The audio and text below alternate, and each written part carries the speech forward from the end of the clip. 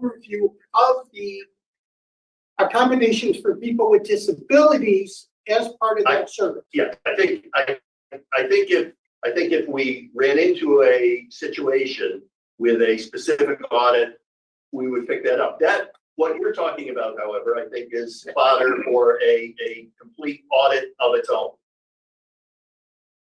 In and of itself. Yes, By sir. whom? By the controller's office. Oh, sure, okay, contact this agency to help you. In addition to your staff, someone with disabilities who is skilled in the laws regarding reasonable accommodations in the ADA, that is their forte. Because in that way, you get my question. Mhm. In that way, you get in front of the problem resident trying to figure it out at the end. For example, your office is going to have some role in writing the checks for what happens on Bailey Avenue with this new line and all of that. So there's going to be a lot of construction.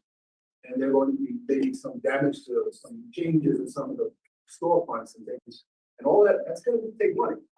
So rather than respond to complaints that something is reasonable accommodations haven't been considered, wouldn't it be easier to just have someone there to help you? I think that would be fantastic. One of the problems that we have in staffing our office is that we're dealing with job specs that ask for, in many cases, 12 or 16 or 20 credits of accounting.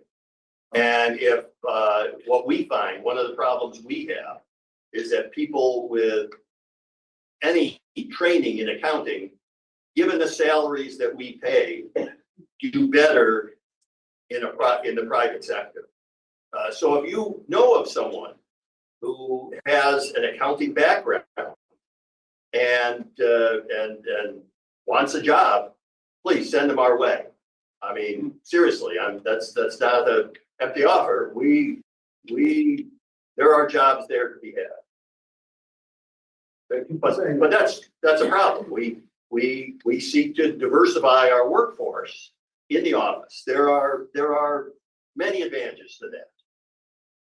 The problem is you just can't take anybody legally because there are requirements that these jobs have X number of credit hours in accounting, and folks that do have that, they're in short supply and they tend to get jobs in the private sector. So we try to attract people. I'll tell you what we do in the public sector, at least in our office, is we try to make up for the lack of high salary with other things. We have, I think, one of the most liberal policies in our office in all of county government for work from home. That was a leftover of COVID, and while other departments were more calling their people back in, we pretty much stayed status quo, and we provided ample opportunities for people to work at home. Yes, sir. Where can we find the audits? Is it on the website? They are on my website. If you go to erie.gov, you will get bounced to erie2.gov. It'll redirect you, but erie.gov, and then you can go to controller. We have a section with all of our audits there. You're welcome. Thank you for the question, sir.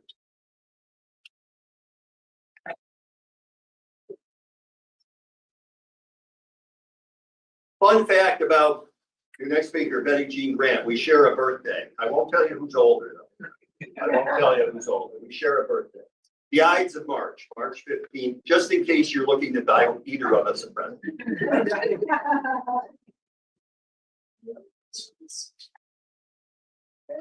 Thank you very much. Thank you. Thank you very much.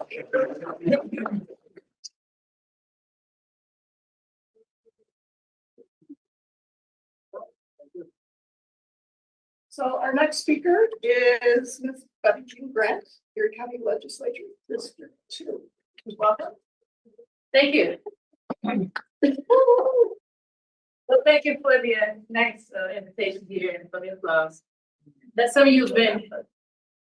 Okay, thank you. I'm sorry. That's okay. Some of you I know, some of you I don't, some of you I tend to know. My name is Betty Jean Grant. I'm running for the second district legislator for Erie County. Position I held from 2010, 2017, I retired and I kind of thought I was ready for retirement. I'm not ready for retirement and neither my constituents. They still call me. In fact, they think I'm still in office. I've been out for 7 years. So maybe some of the city hall, county hall, they still call me. I don't mind. Because I'm a people person, I love people, I love helping people, and I'm so happy to be here today to speak to you. So some of the things that I've been, I'm not sure the format, but I'm running on several issues. One is homelessness problem. It hurts my heart to go down to Ellicott Street and see in the summertime, see mothers with their children sleeping on the sidewalk. Go to 11 o'clock at night under the underpass and bridge with children. Everyone is entitled to have a home, a bed. Everyone's entitled to have food and good medical care. It is country called the United States of America. Sometimes we fall for the crack based on our own inadequacy, but sometimes we don't know how to negotiate, and so we wind up not getting what we need. I will be that person, and I have been that person. I have good track record, and I got information. Can we pass our literature too? Can we pass our literature? Yes. So am the person who will call. One thing I find that I need to do for those who are different able, here's another one. Make sure you get to, so you know, all you know about me, is make sure that the office, the outreach office is accessible.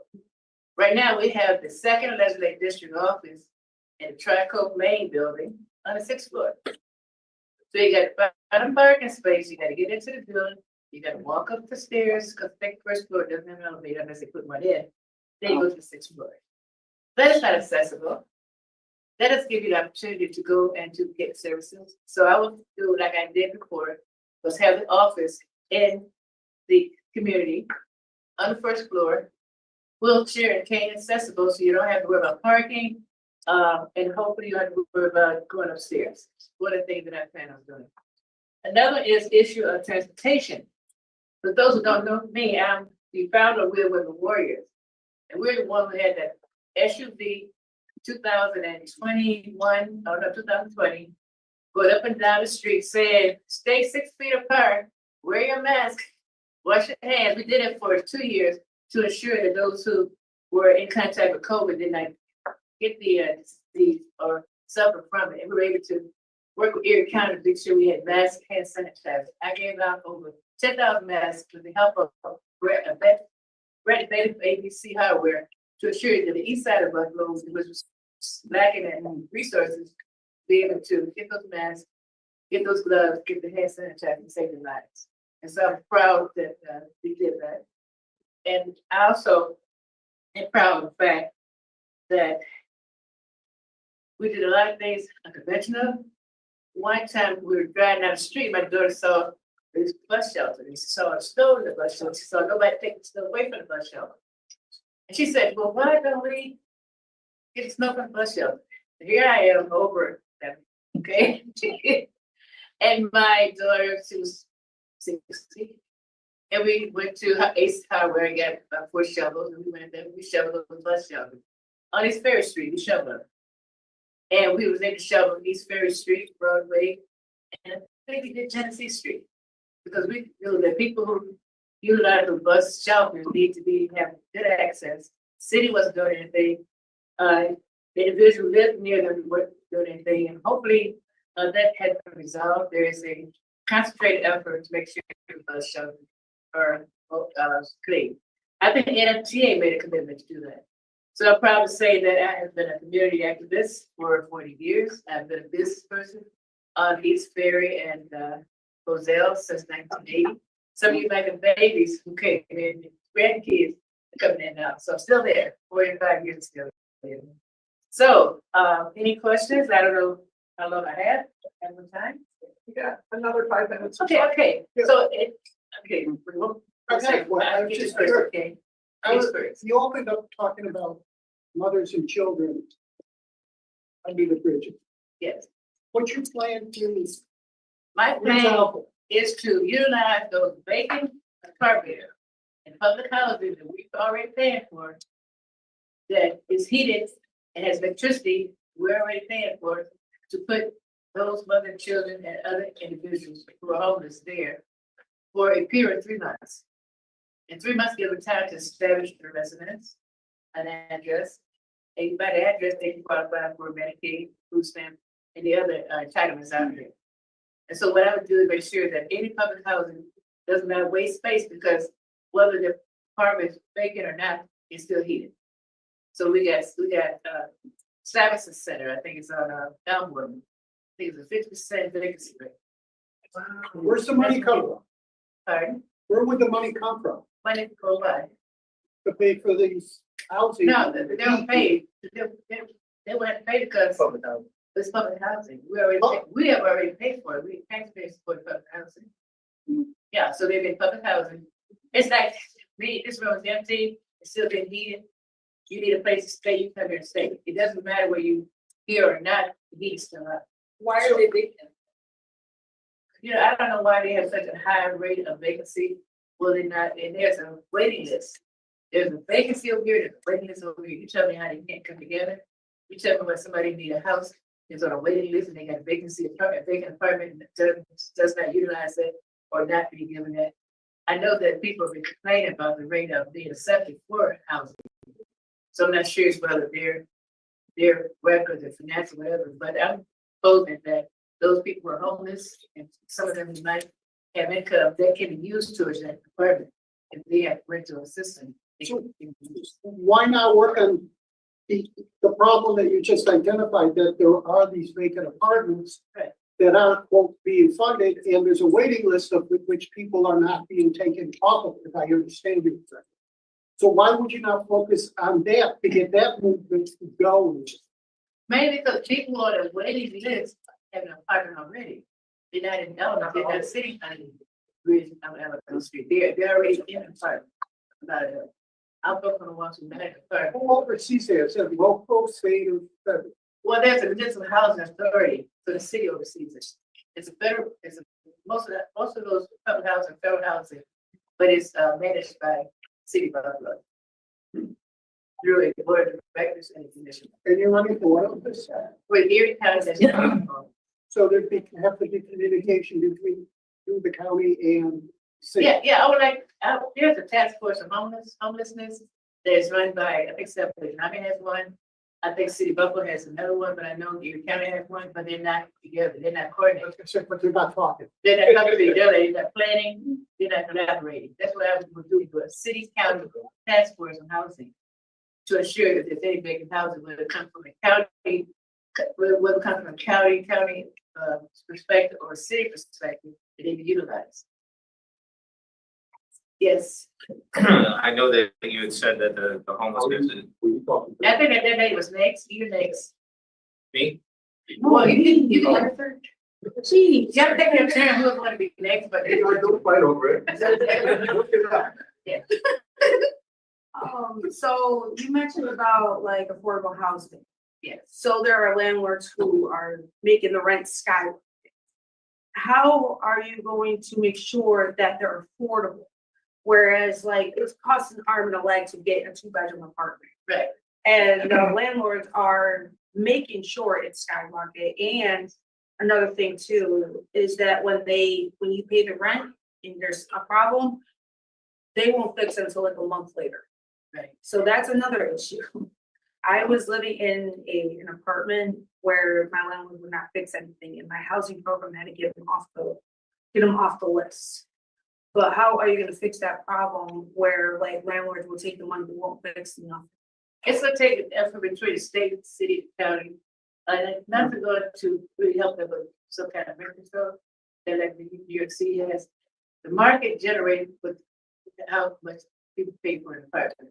So if you had an apartment and you could pay a certain price, someone gonna come in, they're gonna outbid you or overbid you. And so a lot of times people get money and they get the apartment. This is gonna take some kind of a law from Albany to say that there's a guideline between what you can charge, you can go to the limits. And also you have to have a good reason for rejecting a person to apply when there's two people with the same amount of money. So it's gonna take a collaborative effort between your state, city, and county. So here's another thing too. There are landlords who are doing the credit check. When there's people who do not have a credit check. I don't have credit. And it's even hard for me to get an apartment because all they want is a minimum of like a 600 credit.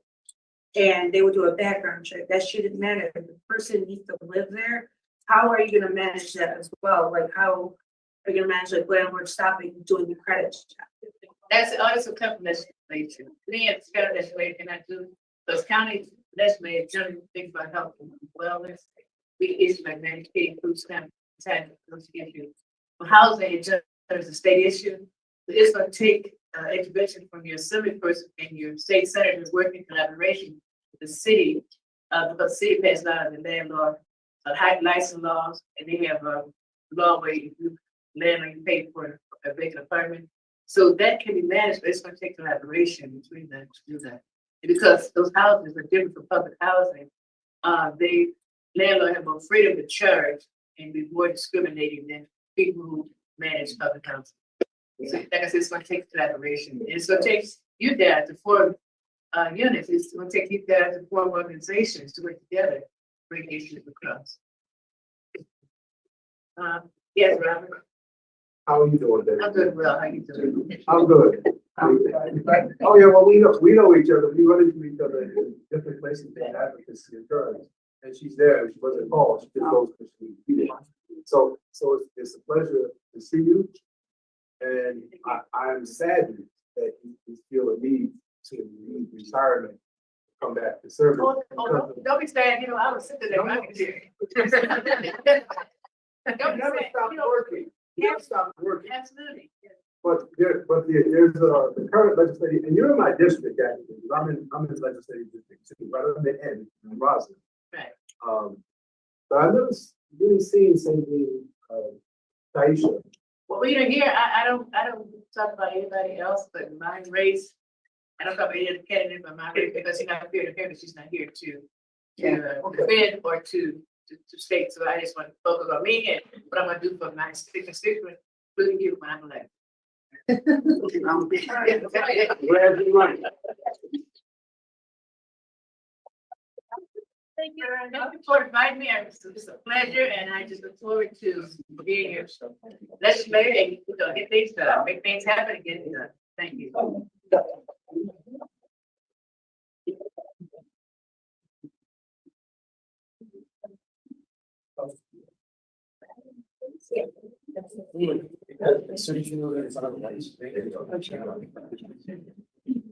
Sorry, what's?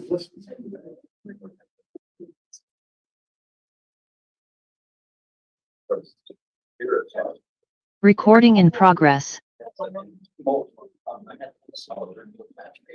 audio on your comments. Yes, we raced through a situation. You have two more chairs in there, if anyone wants to sit down. If you, because the teacher wants to know first. Because you're animated. This person comes. And then they can talk to us, and then you step into the second.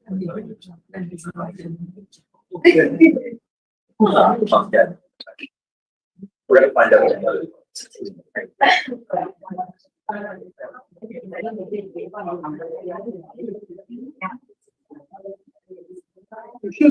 Else need information from Betty Jean Bryant. So if you can read that, we get it. This one by the same person, I call Claire at this.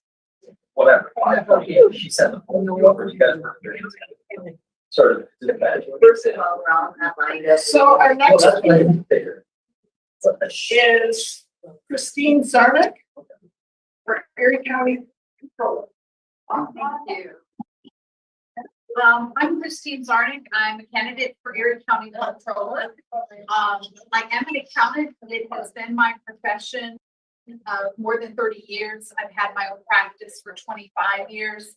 So preparing budgets, analyzing financial statements, and finding ways to run businesses more efficiently is what I've done my entire career. So those are the skills and experience that I want to take to the comptroller's office. And within the comptroller's office, the comptroller prepares financial statements, forms audits, but also a really critical function of that office is to look very critically at where tax dollars are being spent. And that's really where I want to focus my energies. The way I see it right now is far too much money goes into administration and not enough is going into services. And I know this community expansion of paratransit has been something you have been fighting for years. And since the NFTA is a recipient of county funds, that's one thing I would focus on, is to find where those dollars don't need to be spent and get them put where they do need to be spent. So that's my pitch. And if you have any questions, I'd be happy to take them. As a controller, you're reporting on conditions, right? You're identifying problems or what, but what empowers you, or what powers does the controller have? That, okay, you see something and, okay, so the MFTA spends too much money on their administrative assistants. What can you really do? The role of the comptroller would be advisory. So as I think you're alluding to, comptroller cannot veto anything that the legislature approves, cannot override anything. And I think that's why it's really important to have good relationships, good nonpartisan or bipartisan relationships. And, you know, that's why coming from not being a professional politician, being a professional accountant, I feel I can put the politics aside and really take my skills and use them to advise the legislature. But other than being an accountant, what tools are in your toolbox to demonstrate the error of the said department, said agency's ways? I mean, what can you do to affect that change? Other than, okay, so you found some money. What about it?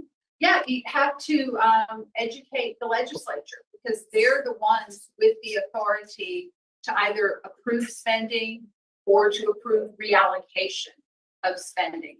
So my job is to find it and then to educate the legislature so they can make better decisions when they're meeting. How would you educate them that's different than today?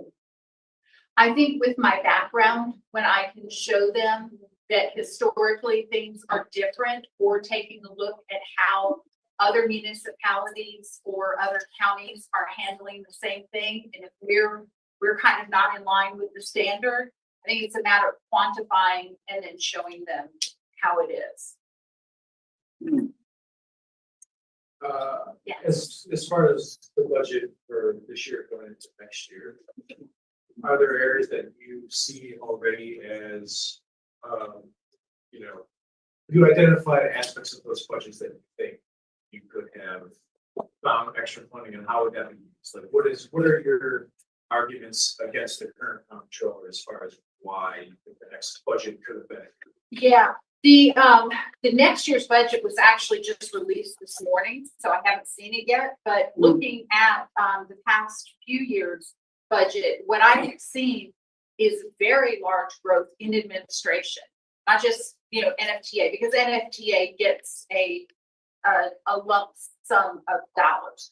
When I'm talking about excess in administration, I'm talking about across Erie County government, because we have not seen large growth in the folks that are handling infrastructure or in the sheriff's department. In fact, they're always looking for new recruits. But administration has grown year after year after year. overall Erie County spending has grown 40% in just the past 4 years.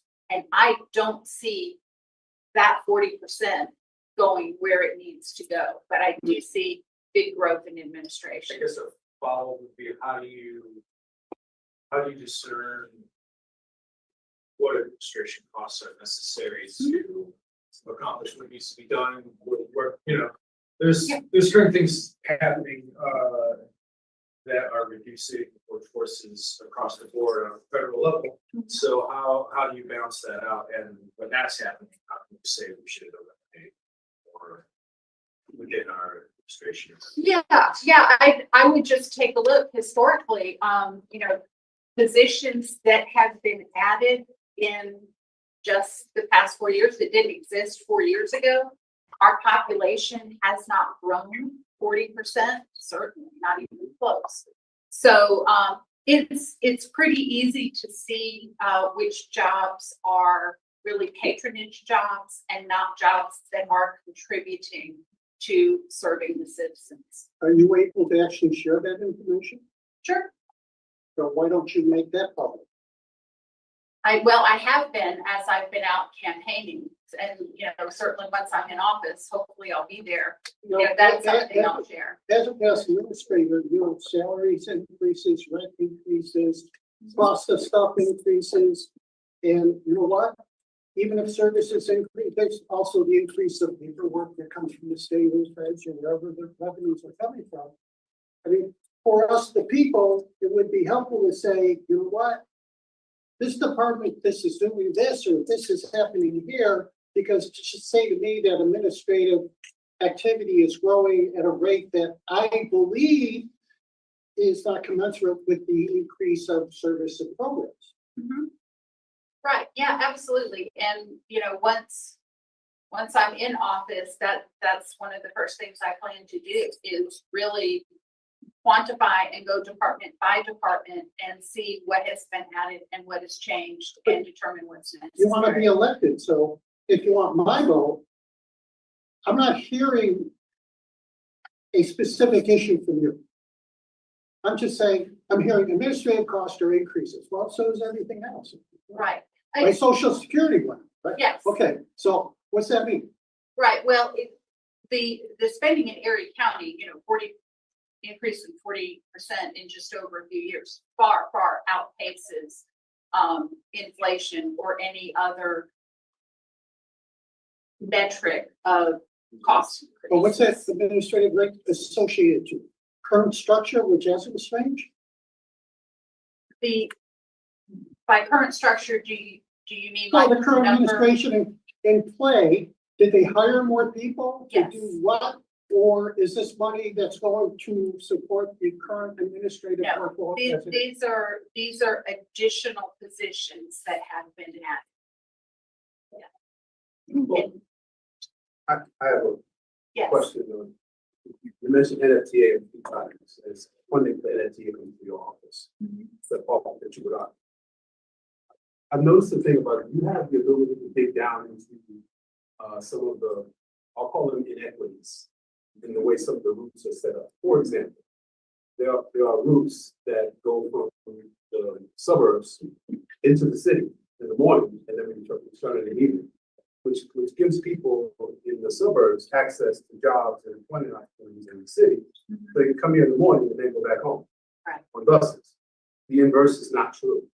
So these same routes, they only work one way. So there are people in the city who want access to jobs out there, and opportunity is not there. So Okay. do you have the ability to look at that as an issue of this? yeah, it would not be a function of the comptroller's office. So the comptroller would just look at the total amount of money that's allocated to NFTA. So NFTA would set their own policy. But you know, certainly being aware that that's a problem, you know, once the relationships are established, I'd be happy to advocate for that. So do you have an advisory role in that? Because if you find yourself funding something that you didn't, on its face, is just not right. It's just something wrong with this. Yeah, certainly, right. I could put out, a statement or make the advisory, memo on that, but I couldn't change it. That makes sense, so the comptroller has control over selecting what things are audited, correct? So would you would have the ability then to audit the NFTA, see how their funding is used and do we get that regularly? Do we know how much is spent? Is there a surplus each year? Is there a way to identify this is what NFTA spends their money on? There's easily surpluses that can be directed out that way, or that, I'd be interested in that. Is that done regularly? And if it's not, is that something that? Yeah, audits are, done periodically, but as determined by the comptroller. So I don't know when the last NFTA audit was. I know that, the NFTA is funding from the county is primarily through mortgage taxes. So that can fluctuate and it's kind of hard to predict. But, I'd certainly be happy to take a look and see if historically over the past few years, has that funding resulted in a surplus or in a deficit? But right now, I don't know. What's the percentage of county money that does go to the NFTA? I don't know. Do we have time for one more question? Okay. Okay, yes, with the federal changes on the forefront with, benefit programs like SNAP and Medicaid, how are you going to work with the county legislator to ensure that those programs are safeguarded at the county level? Yeah, we'll have to take a look at what the changes may be and what's coming from the federal government, and then, make sure that the folks who need to receive those benefits do continue to receive. Thank you very much. Thank you. Have anything to add?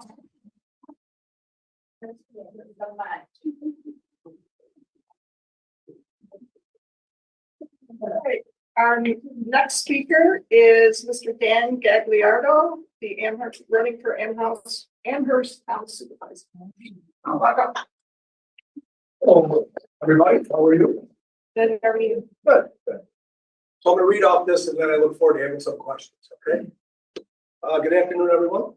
My name is Dan Gagliardo, and I want to begin by thanking Western New York Independent Living for the opportunity to be here today. You may or may not know that I previously owned Devolio Culinary in Buffalo, a culinary school designed for students with diverse abilities to earn culinary certificates. Because of that experience, I understand firsthand the vital role your organization plays in empowering, supporting, and amplifying the voices of people with disabilities in our community. That's exactly the kind of inclusive leadership I believe in. I'm running for Amherst Town Supervisor because I believe local government should work for everyone, not just those who can easily access buildings, navigate public meetings, or find reliable transportation. Everyone means everyone, regardless of ability. At times, accessibility and inclusion have been afterthoughts. Sidewalks without curb cuts, housing that isn't adaptable, policies made about people with disabilities, but rarely with your voices at the table. That's not right, and I want to help change that. If I'm elected town supervisor, I commit to three key things. Accessible infrastructure. We need to audit and improve our public spaces to meet and exceed ADA standards.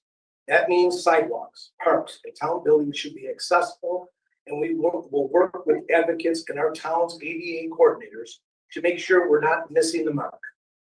Recent issues such as the functionality of the telephones on the bike path and speaker system at town hall meetings and improving handicap facilities at parks will be an important part of my town agenda. Number two, inclusive policy making. Nothing without you should be done. I will ensure that the Amherst Committee on Disabilities is heard and brings lived experience directly into the decision-making process. Number three, equity in services and communication. Access to information is a right, not a luxury. And beyond that, physical and digital, this is about culture, about treating every resident with dignity, and respect. Because accessibility isn't just about ramps, it's about rights, and it's about your voice. This community is strong, resilient, and full of insight. You don't need someone to speak for you. You need someone who will listen, partner, and act. That's the kind of leader I am and want to be. Thank you again for the work you do and for allowing me to be part of today. I would be honored to earn your trust, your ideas, and your vote. Let's build our town where everyone has a seat at the table. Thank you.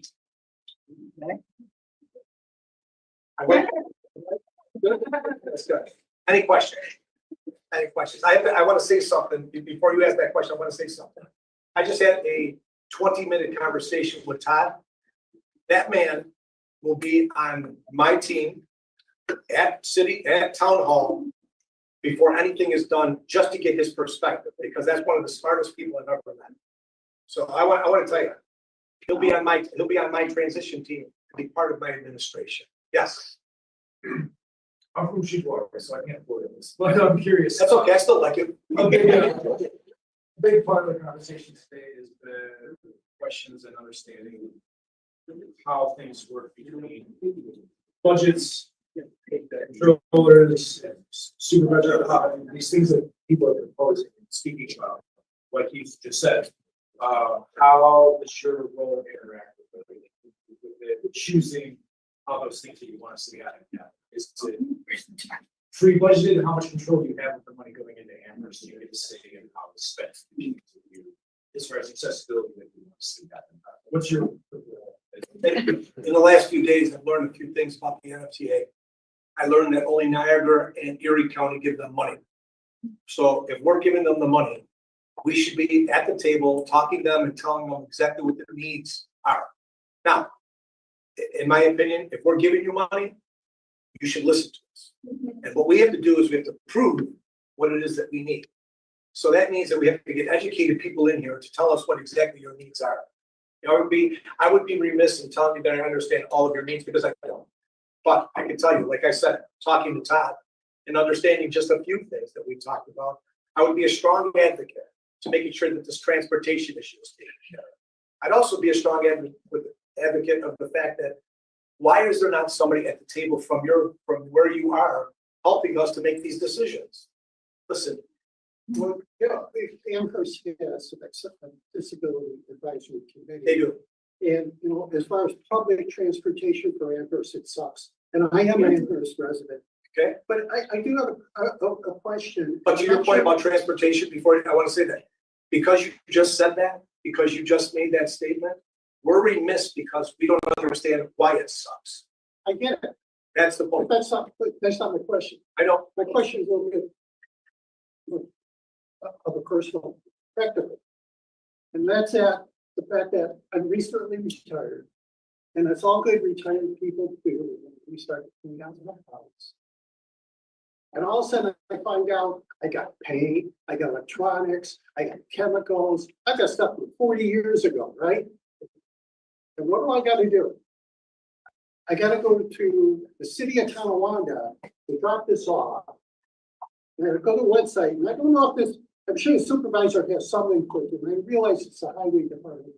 But I get this little voucher that I could possibly use 3 times a year for $50, and then I gotta start paying $1.50. But I can't get the stuff to where it's gotta go.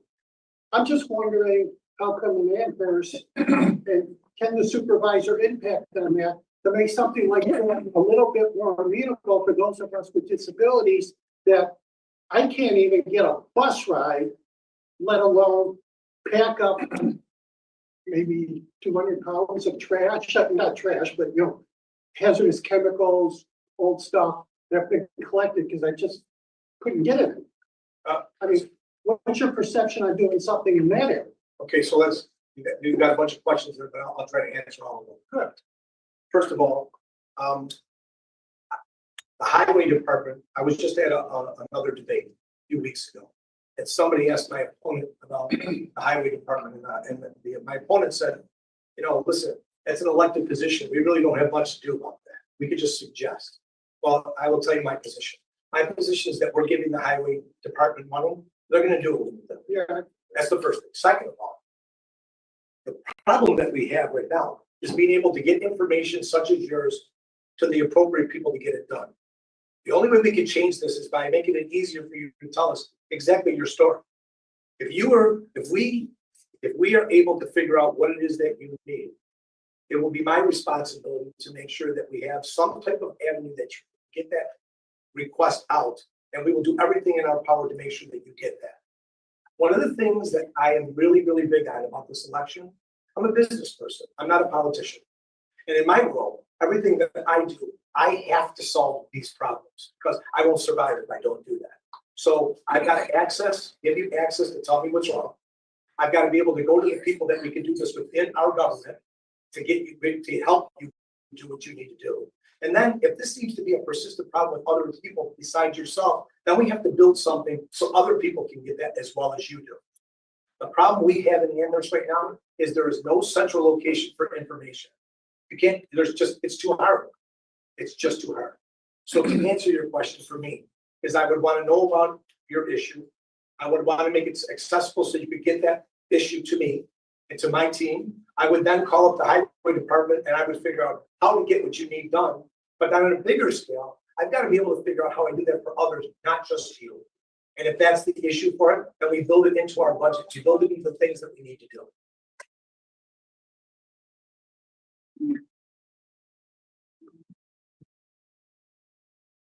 Because in my opinion, the lack of information that we get, how are we supposed to know? How are we supposed to know anything that's going on? You could go on our website. Personally, one of my positions is I want to redo our website to make it simple. I want to give people the ability to ask the questions and to get things done. Ask a question before we go to a town hall meeting so we can answer them by the time they get there. And we've got people that are they can't get things, they just can't get their word out. And I just think that we need to do something about that.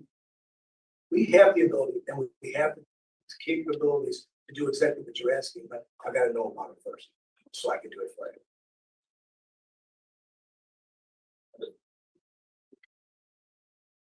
Any more questions? I want to thank you. I want to thank you for giving me this opportunity to speak to you. Thank you for just inviting me. I wish you the best and God bless all. Okay?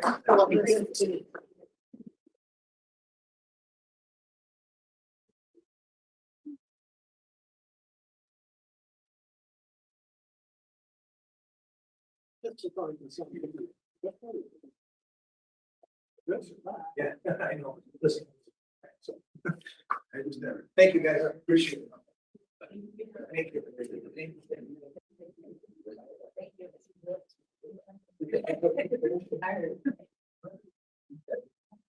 Like, you should just be moderating, like, all your questions. I read this stuff. Yeah. You know how to do it. Yeah, I can. So how have you been? I know. But yes, Great. sounds nice, but also I heard myself. Sweet. You gotta be very patient. Yeah. Well, can you see it? Yeah. First the grocery stores, especially the east side of Buffalo. There's only one grocery store. Tops. Oh, yeah, 100% of food. Yeah. Well, yeah, but the thing is, no one's doing anything about it. No, I'm not surprised. Like, you gotta keep it. I'm not Keep it.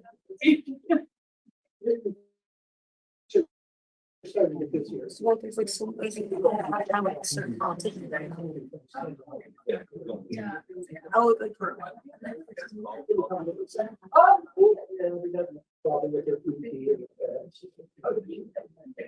We said Betty was a politician for years.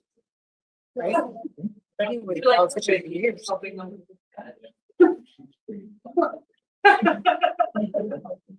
Yes, it's actually something we don't have that area. Yeah. People. There's some information. Yeah, it has like a chance. I mean. Yeah. There's a line break in between them. Oh. I wanna look it up for a minute. Yeah. This is one thing. We try to leave it this year, but at the same time, I'm not.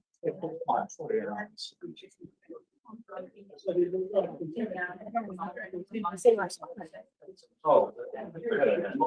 That's in, oh, that's. So they can see that you're thinking.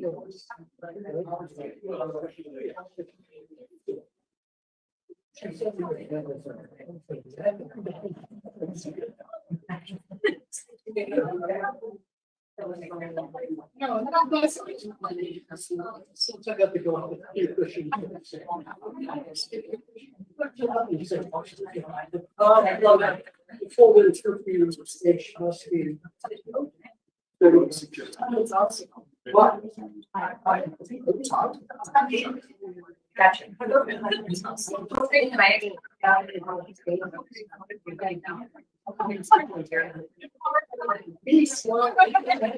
I thought that. We have our next speaker.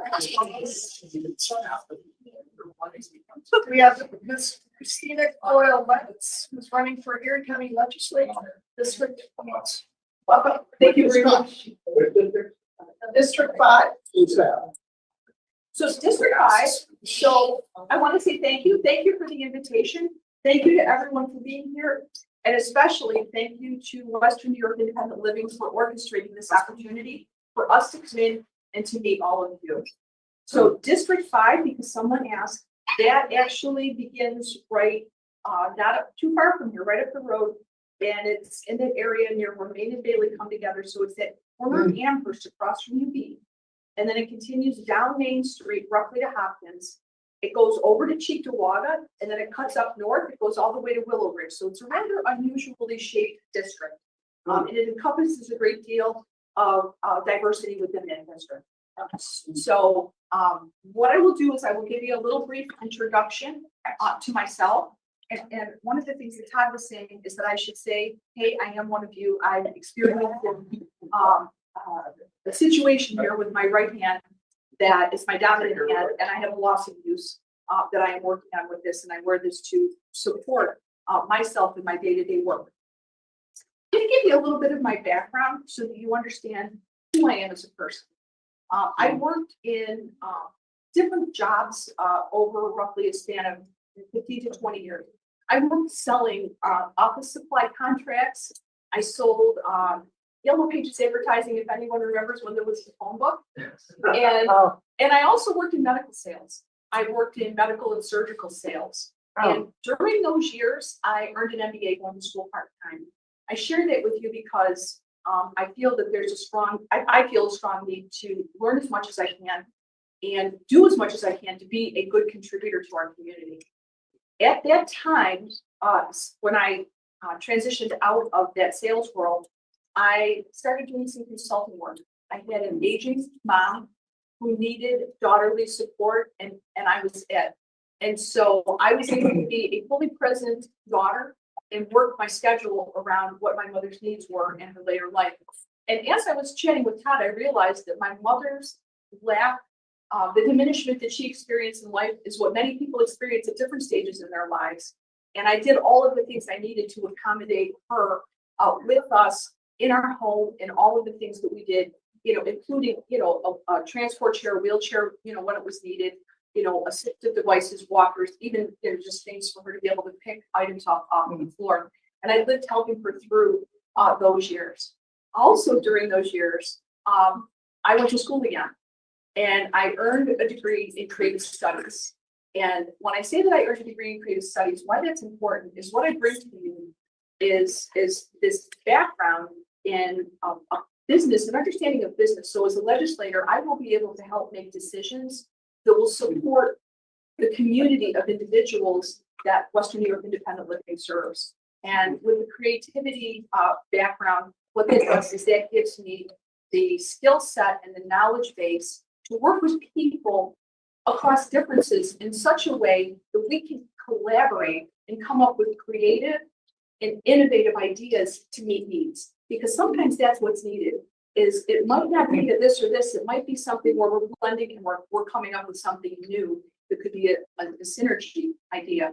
Now, during those years, while I was working as a consultant and caring for my mom right up until the end of her life, I was teaching part-time. And I teach at a wonderful institution, and I was actually asked if I would consider from that experience to become the program director, which I presently am. So I presently run a small master's program in leadership and innovation. And this program has students that range in age from their 20s to their 60s. Wow. And that's absolutely wonderful, because you know what? That's the workforce. That's the world that we live in. We live in, a multi-generational, multi-skilled, multi-capacity world. And I think it's really important to have that experience. So I bring to this pursuit of the Erie County Legislature seat, I bring a background in leading, because when I was working as a consultant, that's what I was doing. I was working with social impact organizations like Western New York Independent Living, helping them solve thorny problems. And when I say working to help them solve thorny problems, sometimes organizations will bring in an outsider, and I was that outsider. So when I was able to go into the classroom, I was still continuing to do some of this work then in our community. And what I do now is I am a person who teaches, I'm a person who runs the program, I'm a person who advocates for students. And with that, I can share with you very near and dear to my heart, I have watched a student come into our program with a different skill set. And her mission upon entering the program was to educate people about what it means to be neurodivergent. And I asked her, what is it that you want to accomplish? She wanted to learn how to work on teams. She wanted to develop self-confidence. She wanted to be able to excel in the career of which she was chosen. And I'm so happy and proud of her, because she is now stepping into this space where she will be making a leap. She'll be graduating pretty soon. So with a lot of support and a lot of love around her, she'll be making this leap to her next step. Now, with all of that as my background, I want to acknowledge what Western New York Independent Living is all about. And I want to do this in the most respectful way, because what I understand about your peer leadership model, I think that's absolutely extraordinary. When you think about peers leading peers, it's with that firsthand awareness and that firsthand knowledge of what it means to be in the circumstance that one might find themselves, or to even be working and collaborating with somebody where it might not be the exact same circumstance, but it's that empathy, it's that awareness, and it's that support. And I think that support is desperately needed. Inclusivity is one of the values that certainly is hugely present here at Western New York Independent Living. And when I think about inclusivity, I think of inclusive leadership. I think about all of the things that we can do to be inclusive. And what that really means to me is that we welcome all people of uniqueness and difference. We're all at the table together. And absolutely that togetherness is essential. I feel very strongly about that, because it's our uniqueness and our difference that makes us a strong community. In my role now, I advocate, and I advocate fiercely.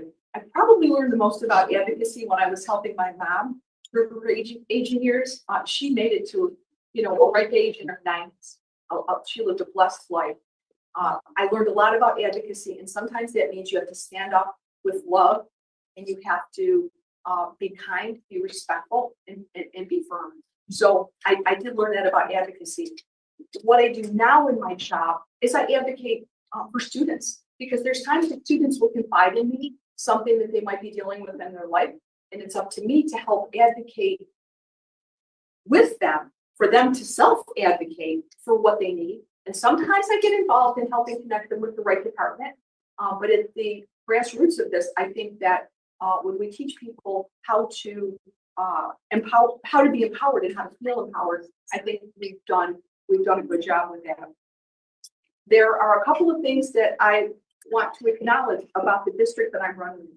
Amherst in particular, the town of Amherst has a citizens group, and it's the Amherst Committee on Disabilities. It's an active group. They meet, they have helped us address some topics of access. One in particular is the town board meetings in the town of Amherst. They've had a problem with their sound system. And this Committee on Disabilities has helped make the audio in the meetings more effective for those that struggle to hear. And I'm also aware that, Erie County Office for People with Disabilities is a resource to the community.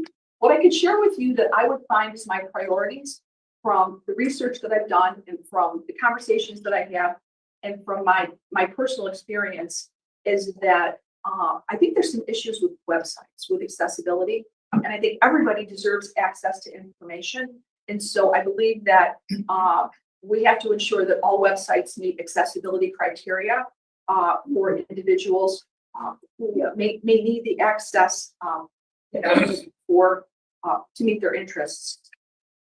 There are also issues where sometimes events and public buildings may not have adequate accessibility. I would advocate for accessibility at events and also in public buildings.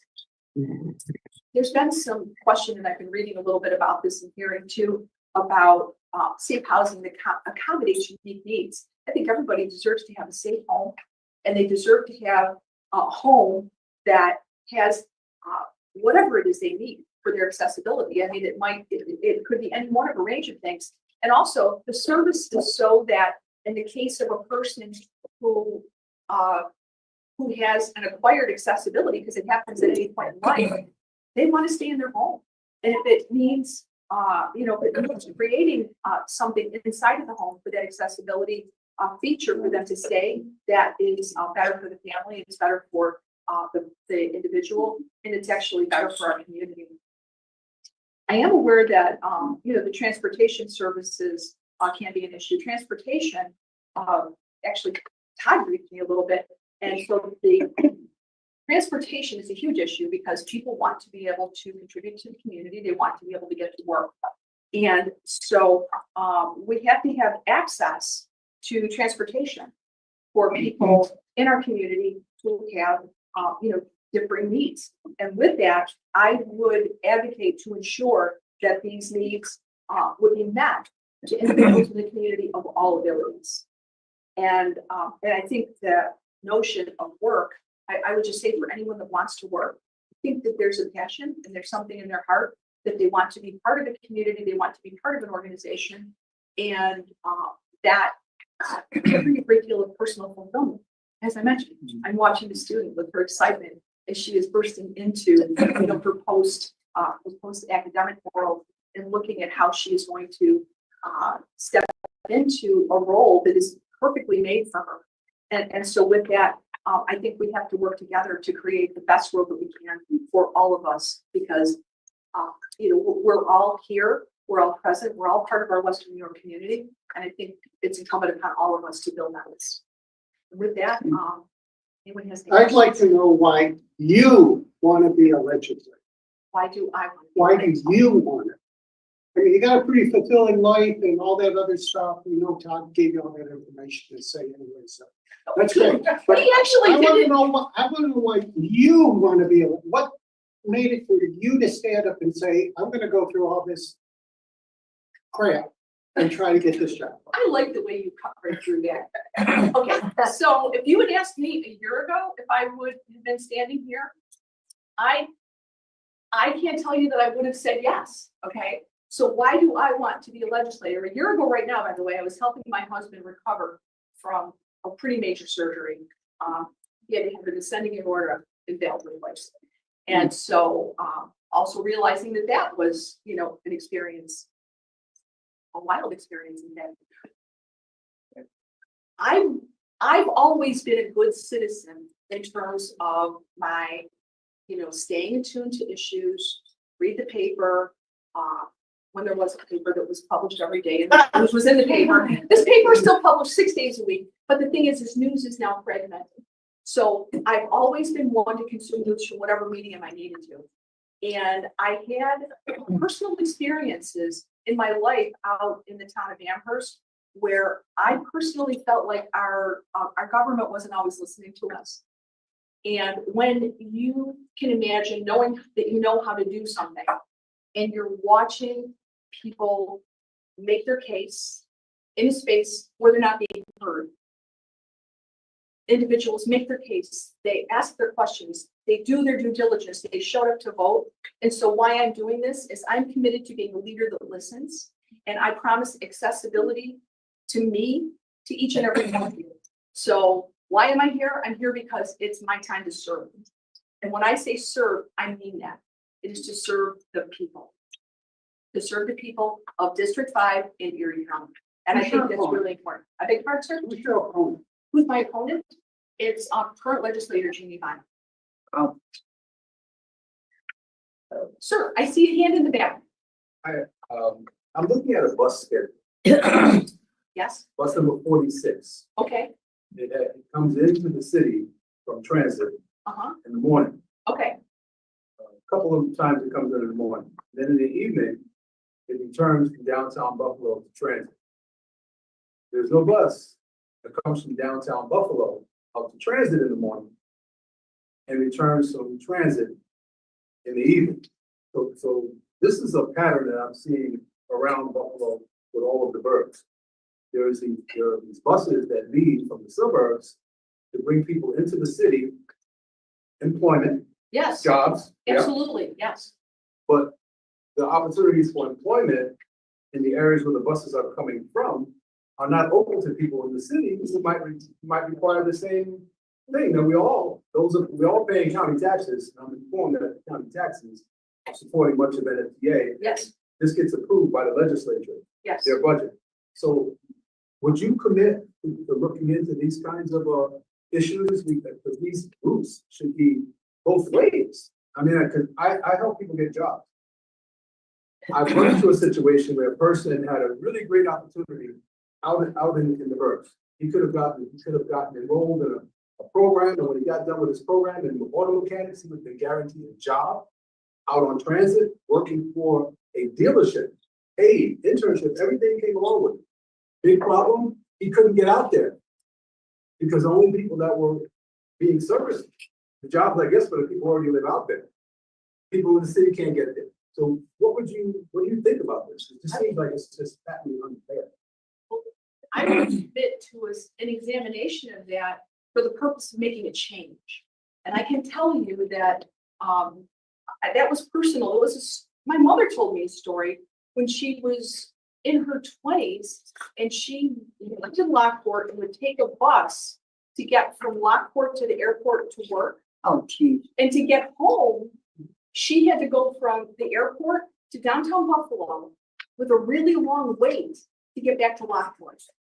And this was way, way, way many years ago. So I think that when you have a service line like the NFTA, they're providing services to the residents of our community, all of the residents. And what you just described is that they're not meeting the needs. So you're making my point. I am making a No, point. you're and making I- my point is that bus line went from Lockport to get her into the city, But then into another area. Right. But she had to wait to go back. she couldn't even, Even then, the inverse did not exist for a person like me who lives in the city. Suppose there's a job out on transit and I want to get that job and I live in the city. And I've come through our programs here. I've gone through MHBC, I'm all ready to go to work. right, My job coaches, they found me a job. Right. He said, okay, your job is out on transit. How do I get there? I can't. this needs to be examined because what my mother did wasn't really safe. Because Right. she went from the airport to the city and this is a woman by herself with 1 to 2 hours before she could get the bus home. Right? So I am in alignment with you 100%. Eventually she was able to get there, but at what cost? At what cost to safety? What you're saying is that there's not even a route. And I would say to you, sir, that needs to be addressed beyond any question. And I'm surprised, actually, with all due respect, I'm surprised that it hasn't been, but it doesn't sound like maybe I'm listening and maybe Well, maybe, you didn't have a leader that listened. I promise you, I'm listening and that would be addressed. Yes, ma'am. the NFTA does have advisory committee meetings the last Thursday of the month at 2:00. Some of this stuff can be addressed there. And it's open to the public. Thank you. Advisory has no power. Thank you. I was good. The advisory group has no power, you said, sir? Is that what you just said? Yeah. Okay. They let you talk all you want. Yeah, I can do that at home. I fully understand what you're saying, which is why I would commit to being a voice. You know, we have to start somewhere to make change. And this is a matter of advocating because we have to have buses run in both directions. There's a gentleman that I worked with who it would take him to get out of work at like 9:30 and wouldn't get home till 11:30. Oh, He could walk geez. home to Buffalo faster. He said he could walk like a long distance and grab a bus in the city. So it's to your point. So this is not, my point is, it's not an oversight, this is a existing problem, and it's cross routes. So it's like somebody is like actually sat down and thought about this, and said, well, I'm gonna provide a way for people who live in the suburbs to get into the city to get to their jobs. But I'm not gonna provide a way for the people in the city to get out in the suburbs to get to jobs. Even while jobs are leaving the city, while all these new places of employment are being built out in areas where people in the city can't get to. But I'm paying for this, because I don't. Absolutely. I pay taxes. You're a taxpayer. I have a question for you, sir. Is there, sometimes things are left, the status quo remains. Is this something that maybe they just haven't revisited? I'm asking you this question because I'm wondering if this is an old set of roots. That's just a fact-finding question on my part. Is this an old set of roots that hasn't been revisited and it needs to be? They've been shutting down all the routes, fixed routes that go out to the suburbs and further for years. Okay, so they, There's been no effort to make that happen. yeah, well, So I mean, there's only like express buses and stuff to go get to the suburbs, and that takes like about an hour to get there. So like I had Only to, 2 a day. yeah, and Yeah. there's like 2 a day in the morning and then 2 at night. There are two to come in, and then there's two going back out. Yeah, yeah. that's it. That's the problem. There's not, it's like two going out, and we'll get you back in the evening. It's like, Especially, no. especially if people work on the weekends. Like what was if they have to get there on a weekend, there is no bus running. Right, 24/7 businesses, Yes. right? Yes, very much so. And when you just mentioned what you did, there's another level of accessibility to me, and it's also vehicle ownership. And if people, you know, there's a segment of the population that might not have the means to have a car. They may have the capacity to drive and they may not have the means to have a car. And that segment of the population deserves to be served. One of the How- tragedies of this is that these places out in the burbs where the buses come from, Yes, sir. they have adjacent parking spaces for people that have vehicles.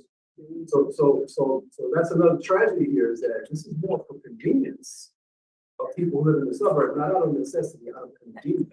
And this is, Because they don't want to drive, but the people who live in the city may not have the resources to own a car to drive. Right. So that's adding, I mean, your point here, it adds insult to injuries. it does, it certainly does. Unless you work the night shift. Unless you work the night shift, yeah. You come back in the morning, keep that, I have to work. Yeah, Like, Fuck, get there though. yeah. Yeah. there's like people like me, I only have a permit and it's very hard to get a license without a job. So that's another thing, like, yes, I have a disability, I have a mental health disability, and it's hard for me to like even obtain a job sometimes. But making it easier for people who are on SSI, who are on some type of assistance to able to get their license so they can drive. So the cost of that as well, like, it's only like, yes, there's only $48 to pay for like a 5-hour license report. Why can't that be free? Because then everybody can like, who wants to get their license, and that's their goal, to get their license, whether they have a disability or not.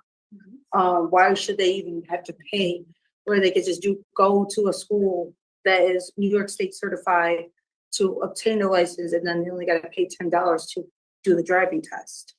So how can that be more accessible for people like myself who wants to get their license without even have to worry about paying for the 5-hour pre-licensing course. Absolutely. So you're addressing the cost of even just obtaining the license. Yes, thank you. Yes. I just want to mention that inclusivity doesn't just stop at disability. Inclusivity also includes people that are minorities, that are in poverty. So it's great that you have this experience with people that have disabilities. But there's obviously a redlining issue that they don't want people in the city going into the suburbs to get a job. So what are you going to do different so that they're able to from the suburbs so that they have a chance to be opportunity? Exactly what you just said. I want to address what I said about inclusivity. I said it's all differences. And to me, all differences is everything. It's different abilities. It's different. It could be any dimension of who we are. And so to me, what you just said about redlining, I understand what you're asking. But when I think of inclusivity, that we are all one, all of us. So I just want to be really clear on that it's not just abilities and different abilities, okay? And as far as what would I do differently to try to prevent this redlining, I think it comes right back to the conversation I was having with the gentleman in the back. And it really pertains to you, sir. I'm sorry that That's okay. I'm referring to you as the gentleman in the back. Sorry about that. No, that's, you said it right. I am a gentleman in back. First thing, gentlemen. All right, second. Everybody doesn't have to sign on to that last one. You might have the name tag on, but from where I am, I can't see it. My name is Rafi. Rafiq, thank you, sir. No, Rafiq. Rafi, R-E-F-I-Q. Rafiq, thank you, sir. So Rafiq, as Rafiq and I were discussing, this needs to be examined. You know, if the system is here to serve people, this is one county. This is one district. We're not, you know, when you mentioned one of the things that we know is that there is the city surrounded by all of the suburbs except for the side that is on Lake Erie. Okay, so we have all of these suburban areas, but what we have to do is we have to operate like a system because Erie County is a system, in my opinion. You know, it is a system, but then there are the independent governments within the system. NFTA is connected and funded by the county. So that to me means that NFTA should be operating to serve the system that funds them. And what does that mean? That means that you build the services so that people's needs are met. And I would guess, Rafi, that if we were to have a conversation with employers who can't get people, they can't hire people, they can't find people for them, I think they would be on the side of let's get this fixed because employers are struggling to find employees. I mean, we've seen that happen, and I think I see some heads nodding. You know, so we know that that's an issue. And there's people willing to work. So it's a matter of putting the people that would like to work with the places that have the jobs for them. I'm gonna leave you my card. Feel free to call. I will, sir. Absolutely. I definitely will. Yes. So for the NFTA, so like they have a station out in Niagara Falls. They have their own like buses. Why are you able to like talk to them, say, hey, we need a station down in the suburbs, like in the south, so it can be accessible for people who are reliable. They are reliable to the public transit, and they have to take an Uber to even get to the bus stop, or like a cab or something to even get to the city, so they can get on the bus to where they need to go. So I don't know if you're able to like talk to them and just say, hey, we need this done in the suburbs, like in the south. I think I think, like I said, my commitment is to listen. And so you're giving me a lot of background on the access in and out and how we need to open up these pathways. Rafiq wants to put people to work that are ready to go to work, and you want this expanded. As to the bus locations for these bricks and mortar, like a brick and mortar station, it's a system. Again, so there's the big system down in the city, and I remember back, to tell you guys how old I am, I remember when it was a Greyhound station, like way back when, and I think the one in Niagara Falls might have also been Greyhound before, the authority took over. And what I would say to you is it would be my commitment to do a system-wide examination of this and to advocate for this. It absolutely must happen. You know, at a time when we need people in workplaces, there are unmet needs in employers. And we have people who want to work. It seems like not that hard of a problem to solve. However, I don't want to diminish the fact that I think you guys have been trying to solve this for a while. Seriously, I don't want to diminish that, but I can tell you, I am a fierce advocate, and you can count on that. That's good. So I mean, there's been buses that had been discontinued because they weren't used due to the pandemic. That was like one of the things that kind of made me upset because it's like, yes, the pandemic had happened. But the thing is, those are reliable buses, like the 36 or the 29. Oh, jeez, yeah. So those were reliable for people, especially like the 29, it goes down Wohlers. People who live on Wohlers have to like walk to get to the 13. That's like maybe 5-minute walk, but some people can't walk to that far. So like having a system where it's like, yes, if the data shows that this is not usable, but this can be used somewhere that is out of reach. So that's where it's like, why discontinue these routes where they can just be moved to like somewhere that needs more? You need the money for the administrative costs. I'm sorry. I'm sorry, I didn't know what you said. I'm sorry, I didn't hear what you said.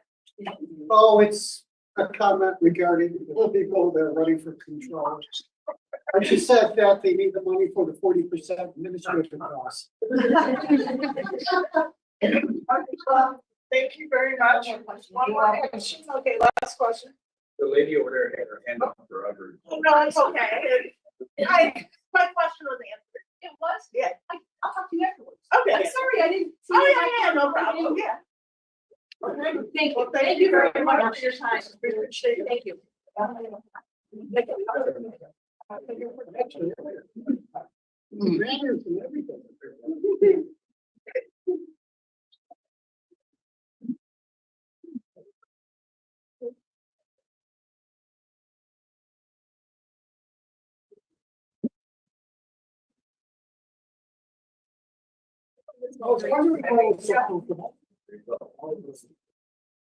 Oh, good, it's so.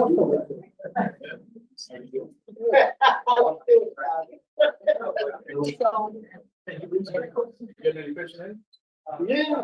we could. Thank you very much. You know what, Say what? would you mind doing one that way? 50-inch. So-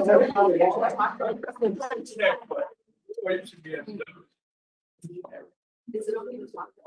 What's the well? Thank you very much. What kind of development center is this? Sir, nobody has asked you to leave, please.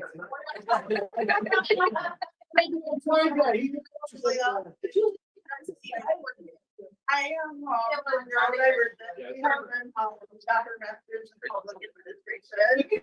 Like,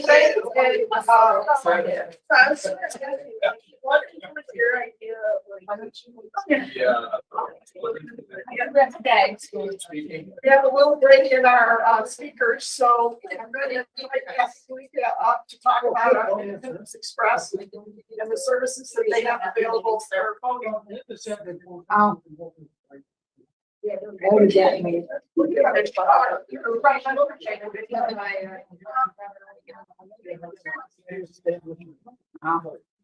Hi, everybody. My name is Kathy Jalikia, DOL ICC HIA.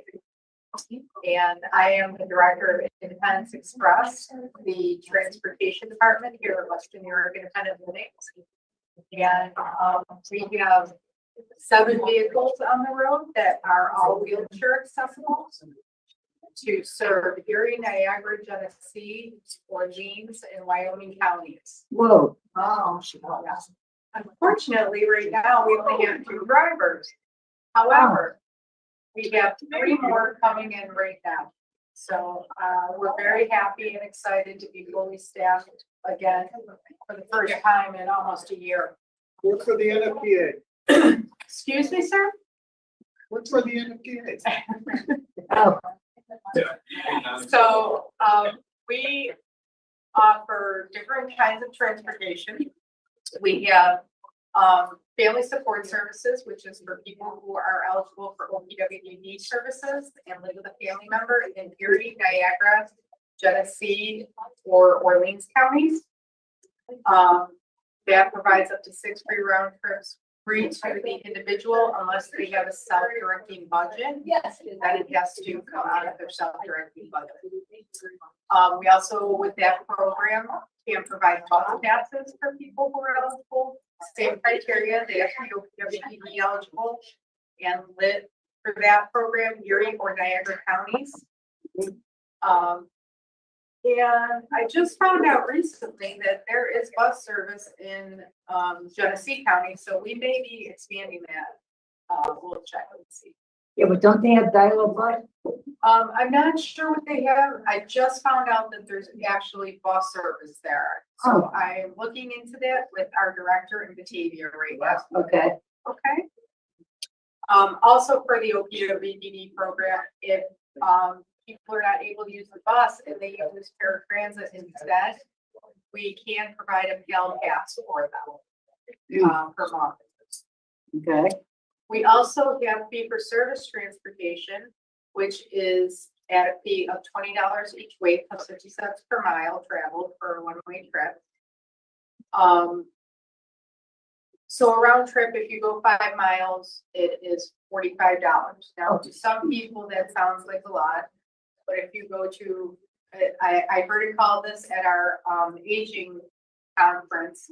If you go to retail transportation, which is like Aries or Buffalo Transportation or any of those, the fee is actually much higher.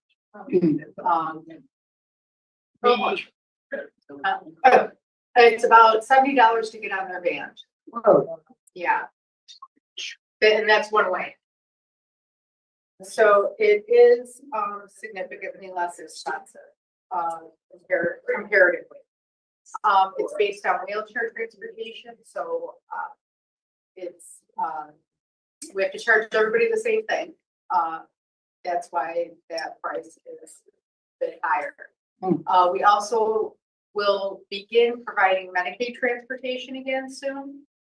As soon as we have enough drivers and resources to bill Medicaid, we will be opening back up to provide Medicaid rides for people in Erie and Niagara counties at first, and then we will move into Genesee County also. Right now, we're working in conjunction with MHPC to help train drivers also, and help people get their CDL to get driving positions. They shadow our drivers so that they can learn how to be a driver.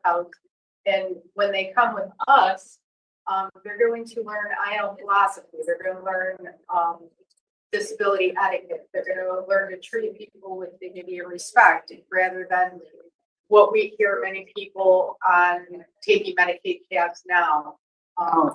Yeah. So, Talk about what we're doing for election. oh, I'm so sorry. Thank you. So for election day, we will not have our regular transportation where we take people to work and stuff like that. We will be taking people to vote because voting is very important. We have set up that people can call us ahead of time. We are also in contact with agencies and other organizations in the community to send us people if they need help getting the vote. You would call our offices. If anybody needs that number, we can get it for you. And call extension 108. You will speak to Christian and he will put your name down, where you vote, where you live, your phone number, and we will get you there to vote. Now, if you know somebody who needs a right to vote, please share it with them. The only limitation we have is that we cannot help anyone up or down stairs. So if somebody has trouble navigating stairs, say they use a walker, and they can get down the stairs, but they can't get their walker and themselves down. We'll take the walker down and we can navigate the stairs, we'll hold it. For at the bottom of the stairs. If somebody needs an arm to walk from their house to the van, we absolutely have an arm to spare. But we will be taking as many people as we can to vote. It'll be on a first come, first served basis. We typically take people, all over. Usually it's Erie County that people ask. We've been doing it for 4 years now. Actually, we've been doing it longer, but we just recently stopped transportation that day, so that's all we do. On election days. Does anybody have any questions? Is this free? Yes, it's free. I'm sorry, it's free of charge, yes.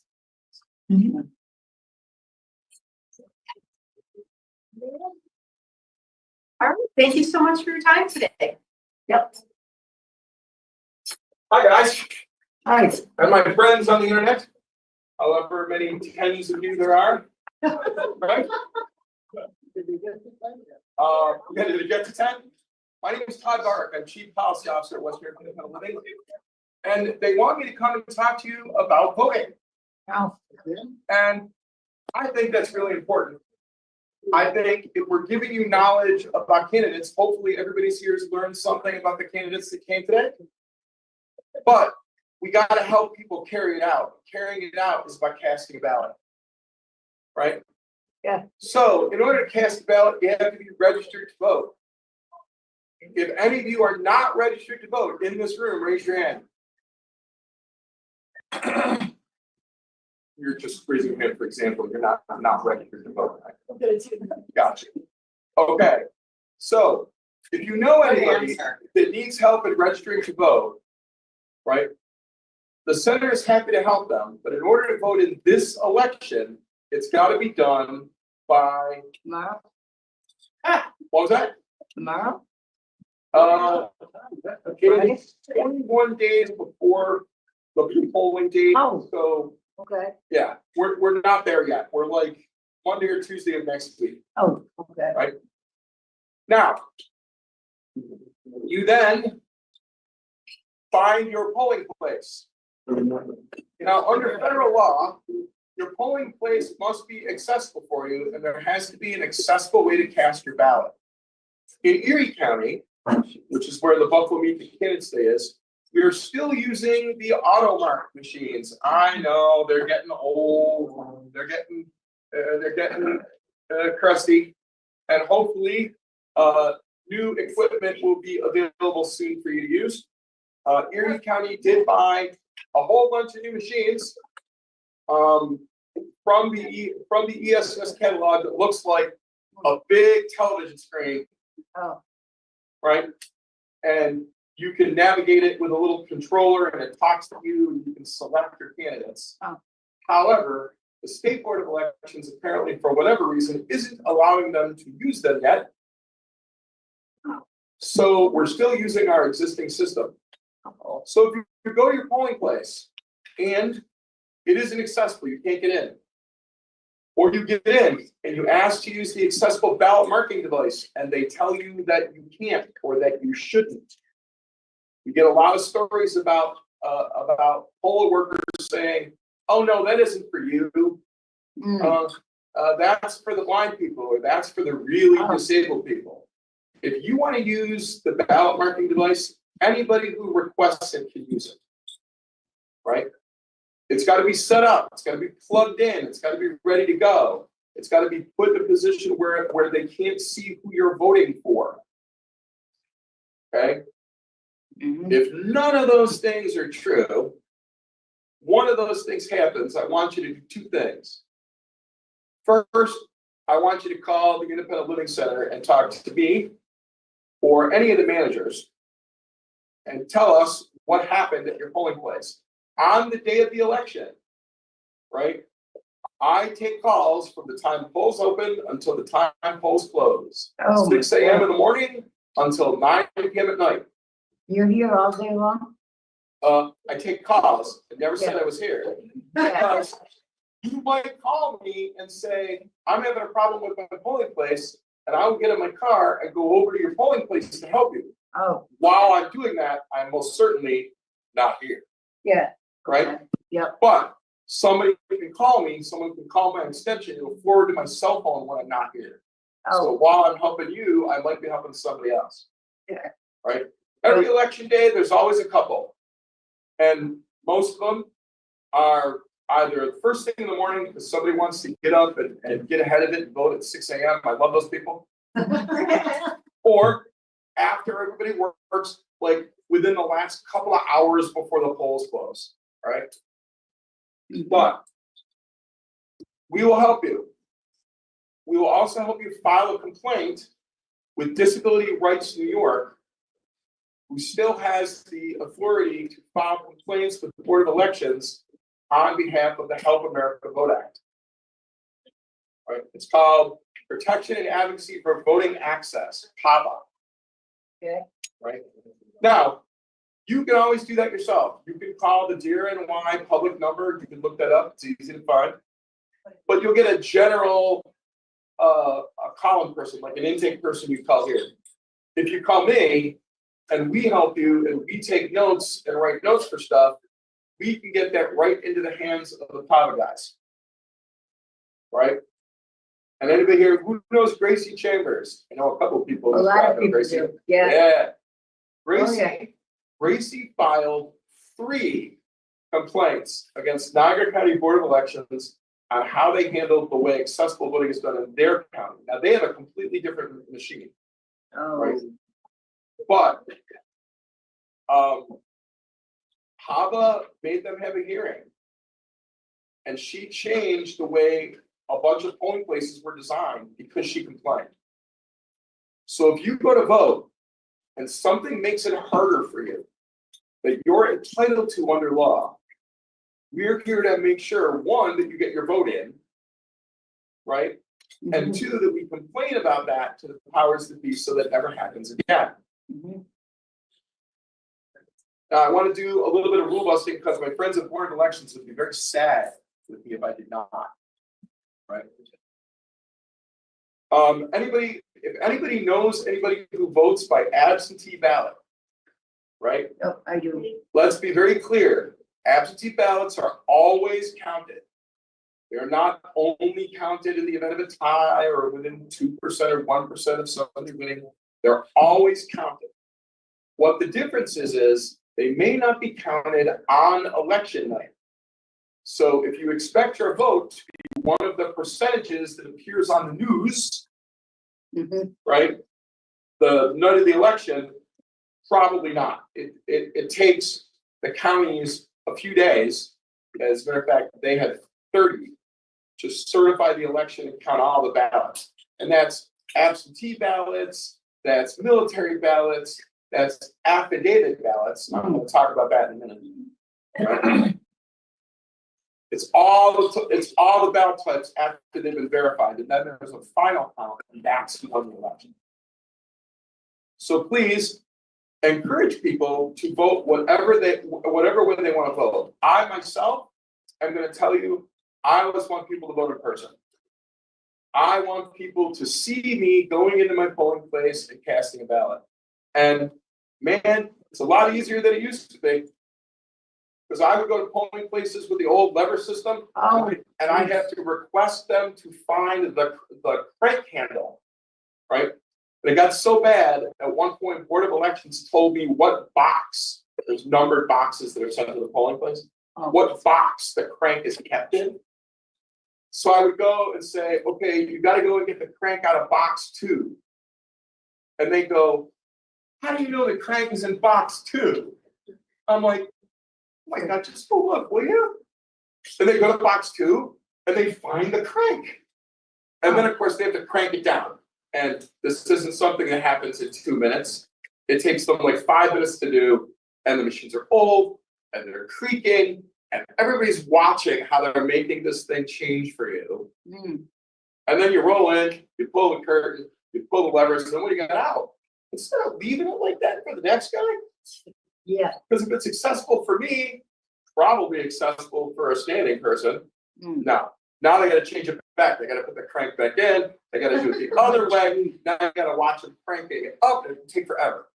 Now, I go in, I ask for a ballot.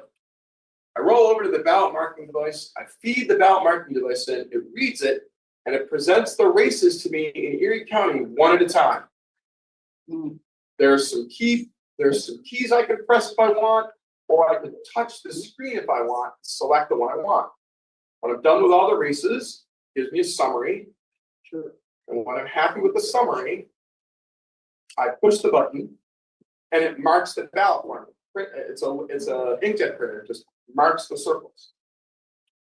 And then it says, okay, I've marked your ballot. Do you want it? Or do you just want me to put it in my little container? Now, if I do it myself, it comes back to me, I will take it in the folder, carry it over to the same place where everybody else puts their ballots and feed it in. And that'll get counted just like every other ballot. If I push the other button and say, put it in your little container, it gets counted like an absentee ballot. It's still important, but it might not get counted on election night based on how they're tabulating votes. Okay? Is the, Go ahead. that accessible, software that you're talking about, is that mandatory at every polling station? Yes, there's one at every polling station. And is it, oh, because I've never noticed it myself, but so where do you access it? Is it like, you go to the desk, if you need help, do they? Every polling place is a little different because the device needs power, where you filling out a ballot doesn't. All you need is some desks and some number 2 pencils. So it needs power, and they're gonna put it in a place where it gets power. So they're gonna tell you where it is when you ask about it. That's why I said, if you ask to use the accessible ballot marking device and they say, I'm not gonna tell you where it is because it's not for you, that is complaint worthy. That's the stuff I wanna know. I want you to call me. 716-836-0822, extension 101. You can email me, V as in Victor, AARWERK @WNYIL.org. Okay? And I will get back to you and we will figure out how we can help you get your ballot done. Any other questions so far?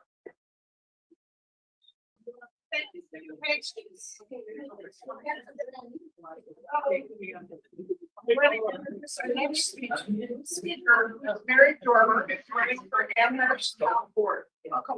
Thank you. Nice to be here with all of you. I am Mary Dormer. I am running for Amherst Town Board. It's a pleasure to be in this building. I went to UB and graduated with my undergraduate degree in communications, public relations way back in the mid-90s. And I was just mentioning to Tracy that I work for Buffalo Place Incorporated.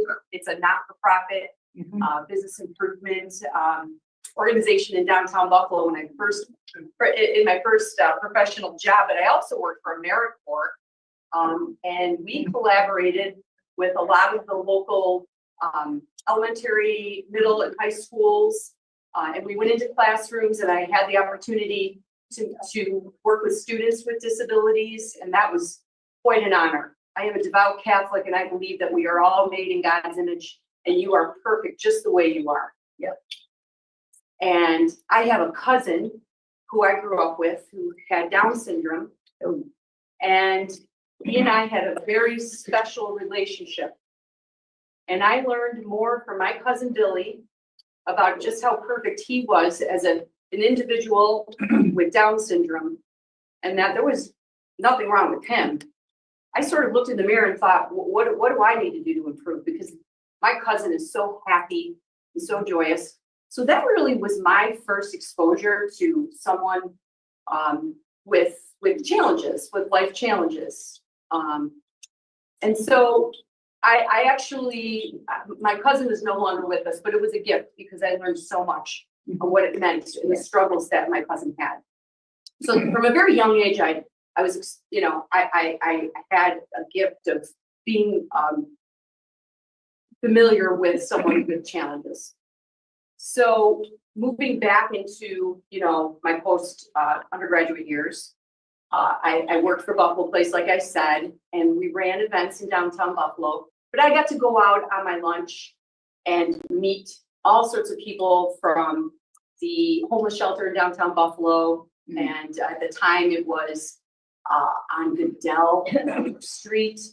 And that was an opportunity for me to really get out there and be able to connect with people that had different backgrounds and didn't come from maybe the same type of background that I came from.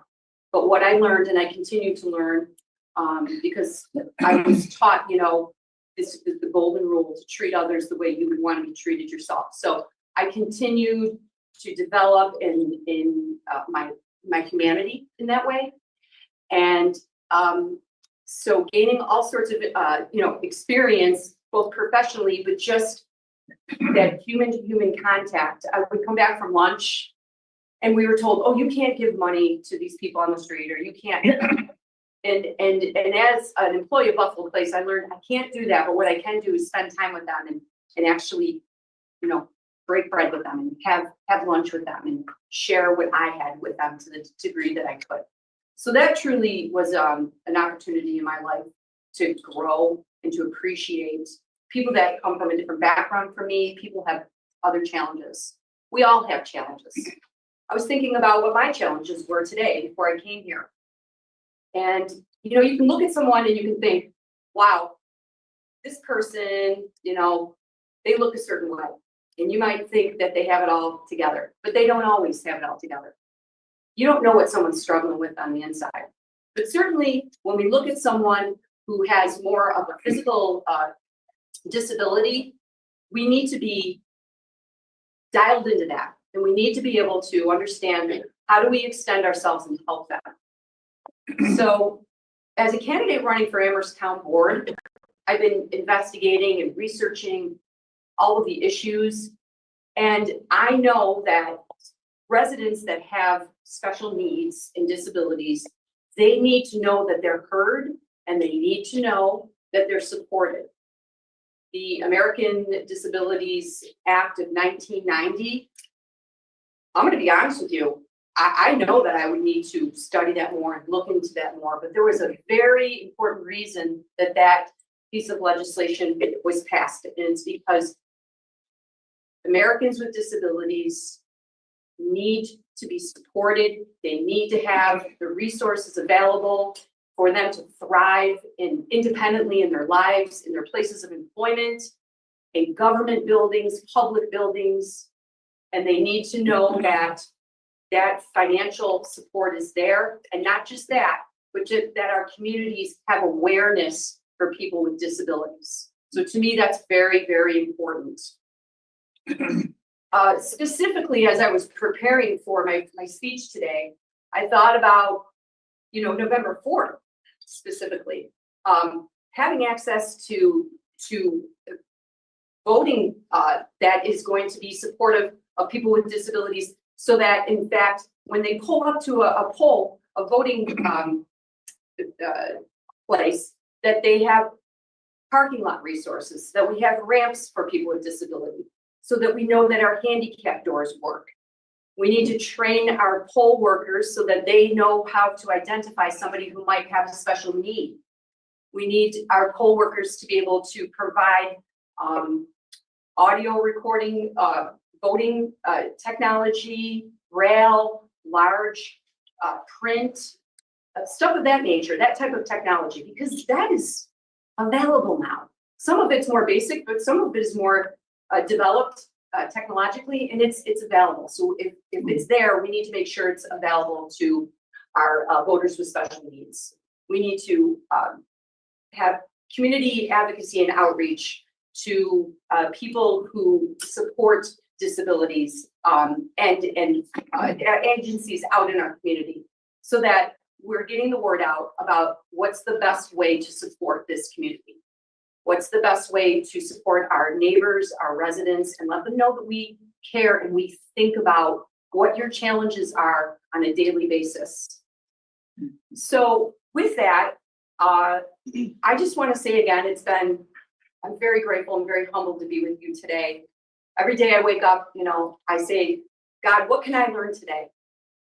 And every day I feel like you have to really put yourself out there and put yourself out of your comfort zone to be able to learn about others. One other important thing I just want to mention is I work at Damon University and I work with the disabilities office. And I have been learning every single semester how important it is to support our students with disabilities. And I have watched students start their academic journey from freshman to senior year and just having that point of contact and helping them be successful throughout their program. That has been such an experience for me where I've learned so much, and I'm so grateful for that. So now that I mentioned that as well, I just want to thank you all for listening to me talk and share my journey and learning about this incredible community of people that make a difference in our world every day. Thank you so much. Yep. Okay, I got a question. As a person with disabilities, other people who have disabilities, we're well aware of what the needs and the issues are in this organization. It's an organization of advocates for people with disabilities, as well as other representatives from other disability groups here that are part of this. And appreciate you doing some of your homework and acknowledging that that's what the towns and villages and whatever have to do. Yes. But what I'd like to know is, why are you running as a town board member? What are the issues that you see in my town as to why I should vote for you? Yes, great. That's what I want. Okay, well, I'm going to provide you my answer. So I've lived in Amherst for just about 25 years, raised my 5 children in Amherst, and they have attended the public schools and the Catholic schools in Amherst, but mostly public. And we have had the good fortune throughout that time to meet our neighbors and people in the community that have disabilities at Heim Elementary, Heim Middle, Williamsville North. I've had friends, my children's friends in our house, and I know what their challenges are, right? From what I see. Yeah. But I want to make sure that the future of Amherst is going to provide people that have disabilities an opportunity to thrive in our community, to have the resources available. When you know somebody personally that has a disability, it touches you deeper, I feel. And I feel that meeting my children's friends over the years and people at my parish, it makes it more personal. And I feel like I've never run for office.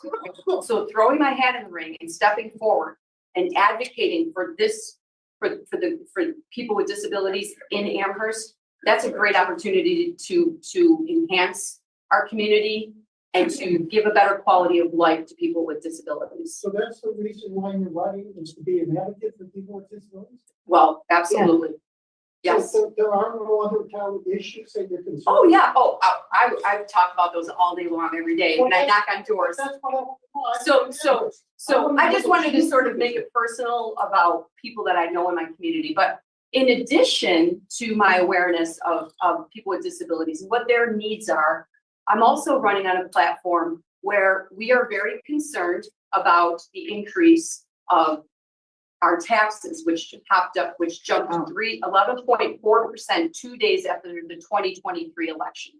Yeah. Because that makes it very difficult for people who struggle economically to afford to live in our town. So that is the biggest reason I'm stepping forward, is so that we can make sure that everyone in Amherst can afford to live there and have a good quality of life. We have knocked on almost 12,000 doors, my team, and we have met people from all backgrounds, economically, socioeconomically, and we know some people that doesn't affect them, but others it affects them very much to the extent that they actually are leaving Amherst. So we need more fiscal responsibility. we need to lower taxes so that people can stay in Amherst. Everything's going up, the cost of living, everything. So my hope is that we can reduce taxes. We're hoping by like 5%, in that we are going to help look at across the board what's going on in each department, and cutting excess spending that is frivolous spending, and spending that it quite frankly has caused our taxes to go up by 11.4%. And also, we're going to be very conservative in terms of future spending and future borrowing. And we're going to freeze everything unless there's an emergency, so that we can take a very fiscal conservative approach and make sure the quality of life is affordable for Amherst residents. That's the biggest thing. The biggest issues that I see is that affordability for Amherst residents is out of reach at this point for many, not for all, but for many. And certainly a lot of people with disabilities, I think, would attest to that. What do you consider frivolous spending to be? Top three. Well, I think that we've been looking and boiling a lot of information from the current administration and on the town board website. And we know that there's a lot of exempt positions, and this is a hard one. Not gonna lie, this is hard. People that have been hired for positions that aren't necessarily needed at this point. There was one project that was put in place about 8 years ago called the Amherst Central Park that never came to fruition, and a lot of positions that were hired for that. And so I am very skeptical, and my running mates, about why those positions were created and where they are now. So there's a lot of money that has been invested in employment that we think we could save money on. So that's one of the biggest things when you look at the budget. 2 and 3. 2 and 3. Well, I would say we would definitely, I would say this before I get to 2 and 3. We will never ever cut any funding to essential services. But we need to go in and we need to look in each department and see.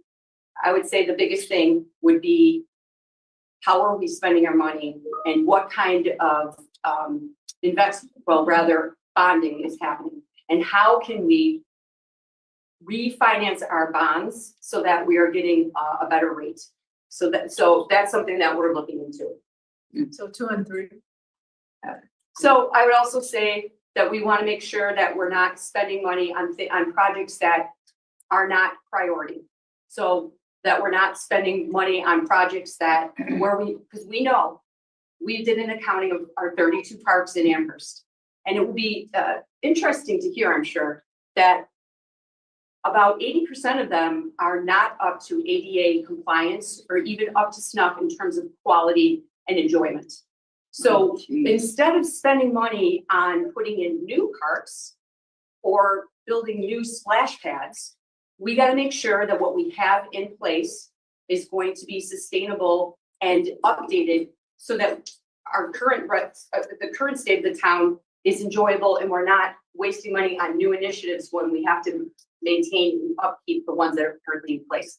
So I would say that's a very big consideration that we would look into in saving money.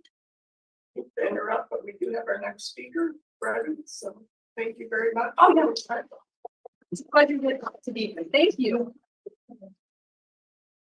Have a great day. Next speaker is here, Don Traber, who's running for Amherst Town Board. Welcome. Can you say John Traber? John Traber, Running for what? for the Amherst Town Board. Another one, huh? Yeah, I'm running with Mary, who just left here. Yeah. So again, Republican and conservative endorsed. But when you say that, sir, we'd like to kind of get rid of those letters. I don't. We'd like people to. I appreciate that too. Why don't we get rid of those letters? Because we'd rather people not look at the letters, and they look at the candidate. And not, I hope that people don't vote strictly party line. I hope that people vote the person. No, I think that's a big chosen a party, so you have this philosophical fit. which should be acknowledged. I'm not saying you're a Republican and you, wear a mega hat. No, but sir, you say that, and there are people out there that would automatically label me as that. Yes, I understand, but that's not me. But I do want to know what party you are, because I'm a Republican. Okay, I'm a liberal Republican, I Oh. ran for county legislator in '85. okay. That's why I'm sitting here, because I want. Uh-oh. All right, well, if I may, yeah, again, my name is John Traven, I'm running for the Amherst Town Board. I grew up in the town of Amherst. Most of my career was in law enforcement. I worked 3 years with the city of Buffalo, and then I worked 27 out in the town of Amherst. I grew up in Amherst, I was educated in Amherst, I raised my family in Amherst, and now I'm fully retired. I've been retired about 6.5 years, and I got into this because I wanted to make a difference. I wanted to serve the people in a different capacity, and that's what I'm trying to do here. So a big part of me coming here, first of all, I appreciate the invitation, but my exposure to persons with disabilities has been limited in my lifetime. Did I run into people in police work? Absolutely. Predominantly, that was when somebody was in trouble. But I haven't been exposed to the community where there's been a lot of disabilities in my life. And one thing I'd like to do here is hear your concerns, because I would like this as an opportunity to learn. So I would just open it up to any questions that anybody would have for me, or any information they can provide for me. I am a town of Amherst resident. Yes. I want to know why you're running, and what are the issues that you see that are causing you to run in Amherst? Well, a big issue is the town debt. Town is currently about $185 million in debt. I think that's something we have to address. That's a big issue. Spending, rising taxes, those are really the main issues. What are the things that how do you propose to alter that? What are the things that you feel would need to be reduced to balance that spending to help pay off the debt?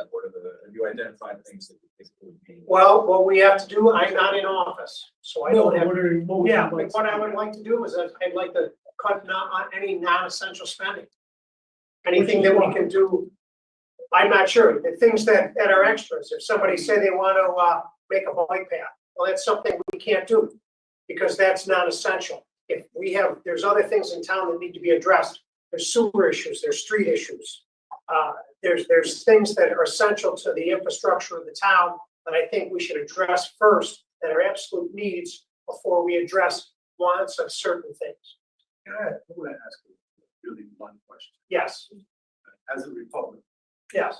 are you aligned philosophically with the national approach that Republicans have towards cutting services to people? And please bear in mind that you're talking to people who are directly impacted Yeah, by right, what is happening right Absolutely. now.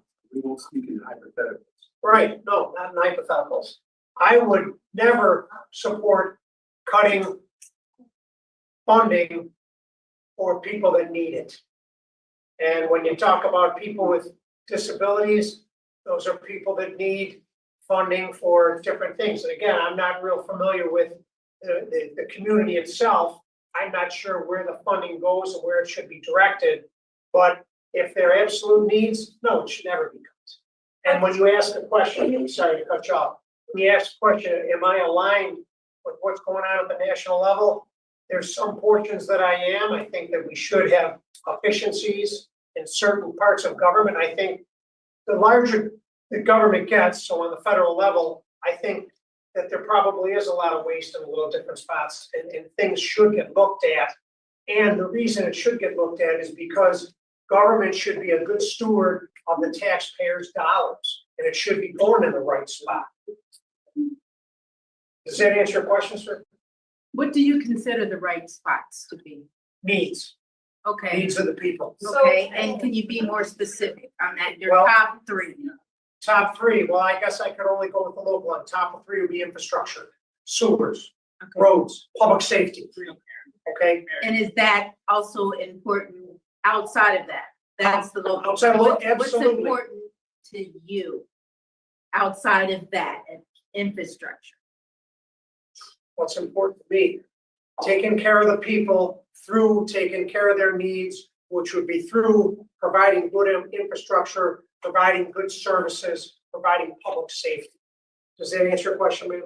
It does. Thank you. Great. So how do you determine what is an absolute need or an essential need, right? Because different people would probably consider different things needs versus wants. So what is gonna be the mindset that guides you in determining what is a need versus a want for your community? And again, the only way I can address that is a concrete need. If you have a sewer plant that needs $4 million worth of work, that's an absolute necessity. We're talking about public safety, we're talking about public health. If we're talking about a bike path, people want to have a bike path going through the town. Is that a necessity? I wouldn't identify that as a necessity. I would say that that is something that we can take care of if we have the funding after we take care of that sewer. So in the disability community, we often talk about meeting EDA requirements, and then going beyond that would be considered universal design, making things more universally accessible. I'm wondering, will you maybe just support initiatives that seek to meet a legal definition, or will you go beyond that if community members are expressing a need for, say, better infrastructure, sidewalks, paved paths and parks, that kind of thing? If, again, once it's identified as a need, if people express their concern and they can identify that need, when you talk about something like a curb cut, that's absolutely a necessity. That's accessibility. Accessibility is a necessity. So that's where, did I answer your question? Yes, thank you. All right, yes.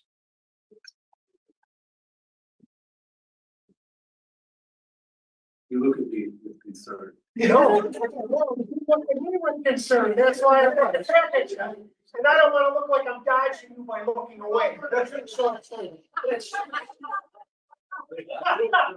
Well, I don't wanna shy away from a hard question. I really don't. This really, this is for me to learn. And I'm gonna tell you, I'm sorry, sir. Please. But I'm gonna tell you a couple of different experiences in my police work, right? So I was mentioning to Todd, the handicap parking tags, right? Those are a huge concern, right? A cop pulls through a plaza and he sees a person hop out of a car and they look perfectly healthy and they run into the store. Well, I gotta ask the guy a question. Hey, I'm sorry, but can you tell me what your disability is? Because there might be somebody who doesn't have that ability to run into the store that might want to park in that spot. Right? So then I was told at one point, you can't ask people that. You're violating their rights. And I'm thinking to myself, well, then what you're doing is you're tying my hands. You know, you have to ask a pointed question that says, are you the proper tag holder? Well, what's to prevent somebody from saying yes? Right? I understand now from what Todd was telling me, as of 20 years ago, now, if you have identification, you have your last three numbers that will match your identification. Well, that wasn't around when I was on patrol, right? So I would just have to kind of look at things and ask somebody. And sometimes people would get very defensive because I wasn't able to identify their disability, or they weren't really disabled and they couldn't come up with a good reason of why they were doing that. I'm sorry, go ahead, Miss. I'm gonna say two things to Yes, that. yes. Enlighten you. Yes. First of all, not all disabilities are visual. I understand. And second of all, if I went through the hassle of going through the law to get the tag, I shouldn't have to explain this. Okay, and I appreciate that. But that puts an officer in a precarious position wanting to enforce the law because But you should, if somebody's breaking the law, to assume somebody is Right. not. No. And with the assumption, assuming somebody hops out of a car and they look assumingly healthy to me, I make an assumption that person is healthy. But I should have the right to go on to someone and say, hey, I just want to make sure that you're disabled. Why do you even have that right? That's what I'm To saying. protect people that do have the right to park in that spot, to prevent abuse. I can really help you back. I look really healthy. You do look healthy. I do. I have a handicap thing. Okay, It's none of your business, why. And a lot of And people that, with and that's, mental and that's the health. problem, that's the problem you run into. So Right. you said at the beginning, I'm sorry, but you said at the beginning that you haven't run into people, you don't have a lot of experience dealing with people with disabilities. Yeah. You are absolutely wrong. Okay, You just don't know you're dealing with people with Okay, disabilities. I appreciate that. okay, And when you ask someone to explain themselves, their disability, that is offensive. and I understand that. And you may not get that, because I understand, trust me, I've worked with police officers. And it can be I've triggering. worked with police officers so that people they encounter who have disabilities don't end up dead because police may not know how to interact with them. I've been on ride alongs. Okay, I know the complexities of some of the. right. So it But answers, but there's a larger question. And- Yes. And I don't want to get distracted by that, because that's a distraction from me. Not that it's not important. but Okay. it's from your point of view of candidacy. yes, I want to ask this question. yes, Women would say years ago that the personal is political. Some of us remember that, I'm right? sorry, but what is, The personal is political. okay, How women get treated has political implications, and they should vote thinking about those kind of things. okay, Today, the political is personal.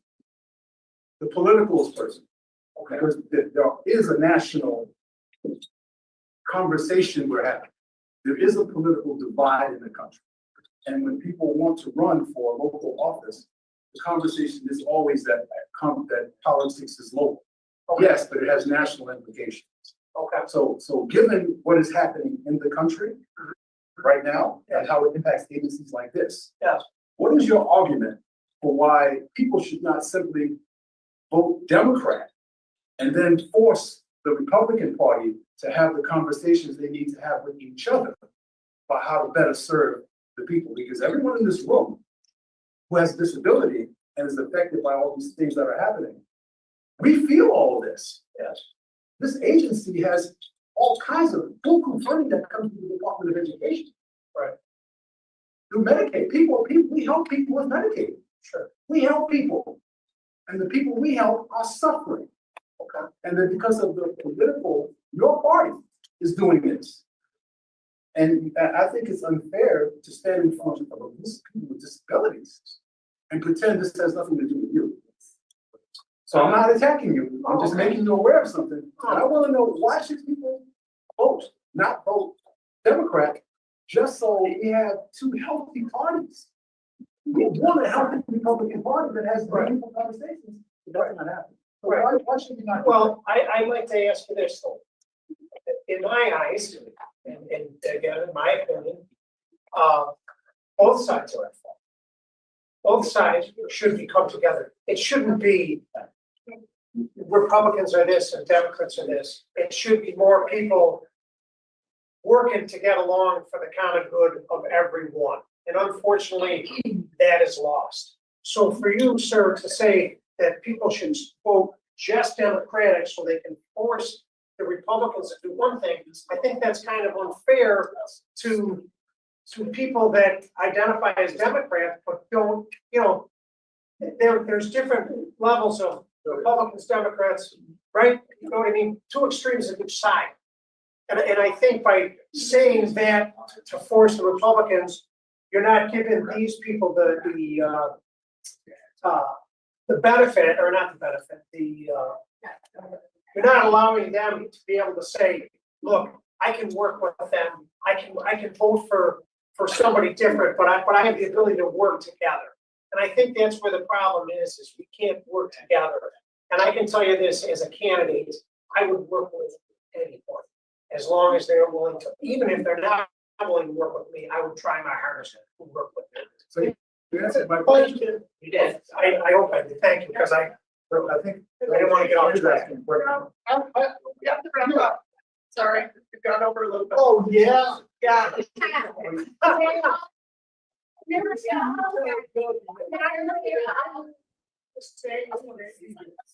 Well, we have one more. All right, I apologize. They can talk to you out the hall. Okay. I yield All right. to the gentleman from Donovan, and wish you the best of luck. Thank you for saying that. Thank you, everybody. I appreciate it. Thank you. And actually, one last statement is, again, if I'm able to get in there, I would look to find resources that can enlighten me to the needs of this community, because It's just the right thing. And talk to people with opposite views. Thank you so much.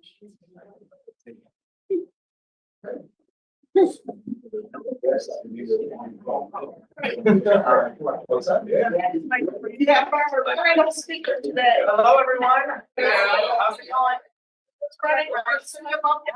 Little Red Riding Hood, I'll tell you that story. All right, thank you.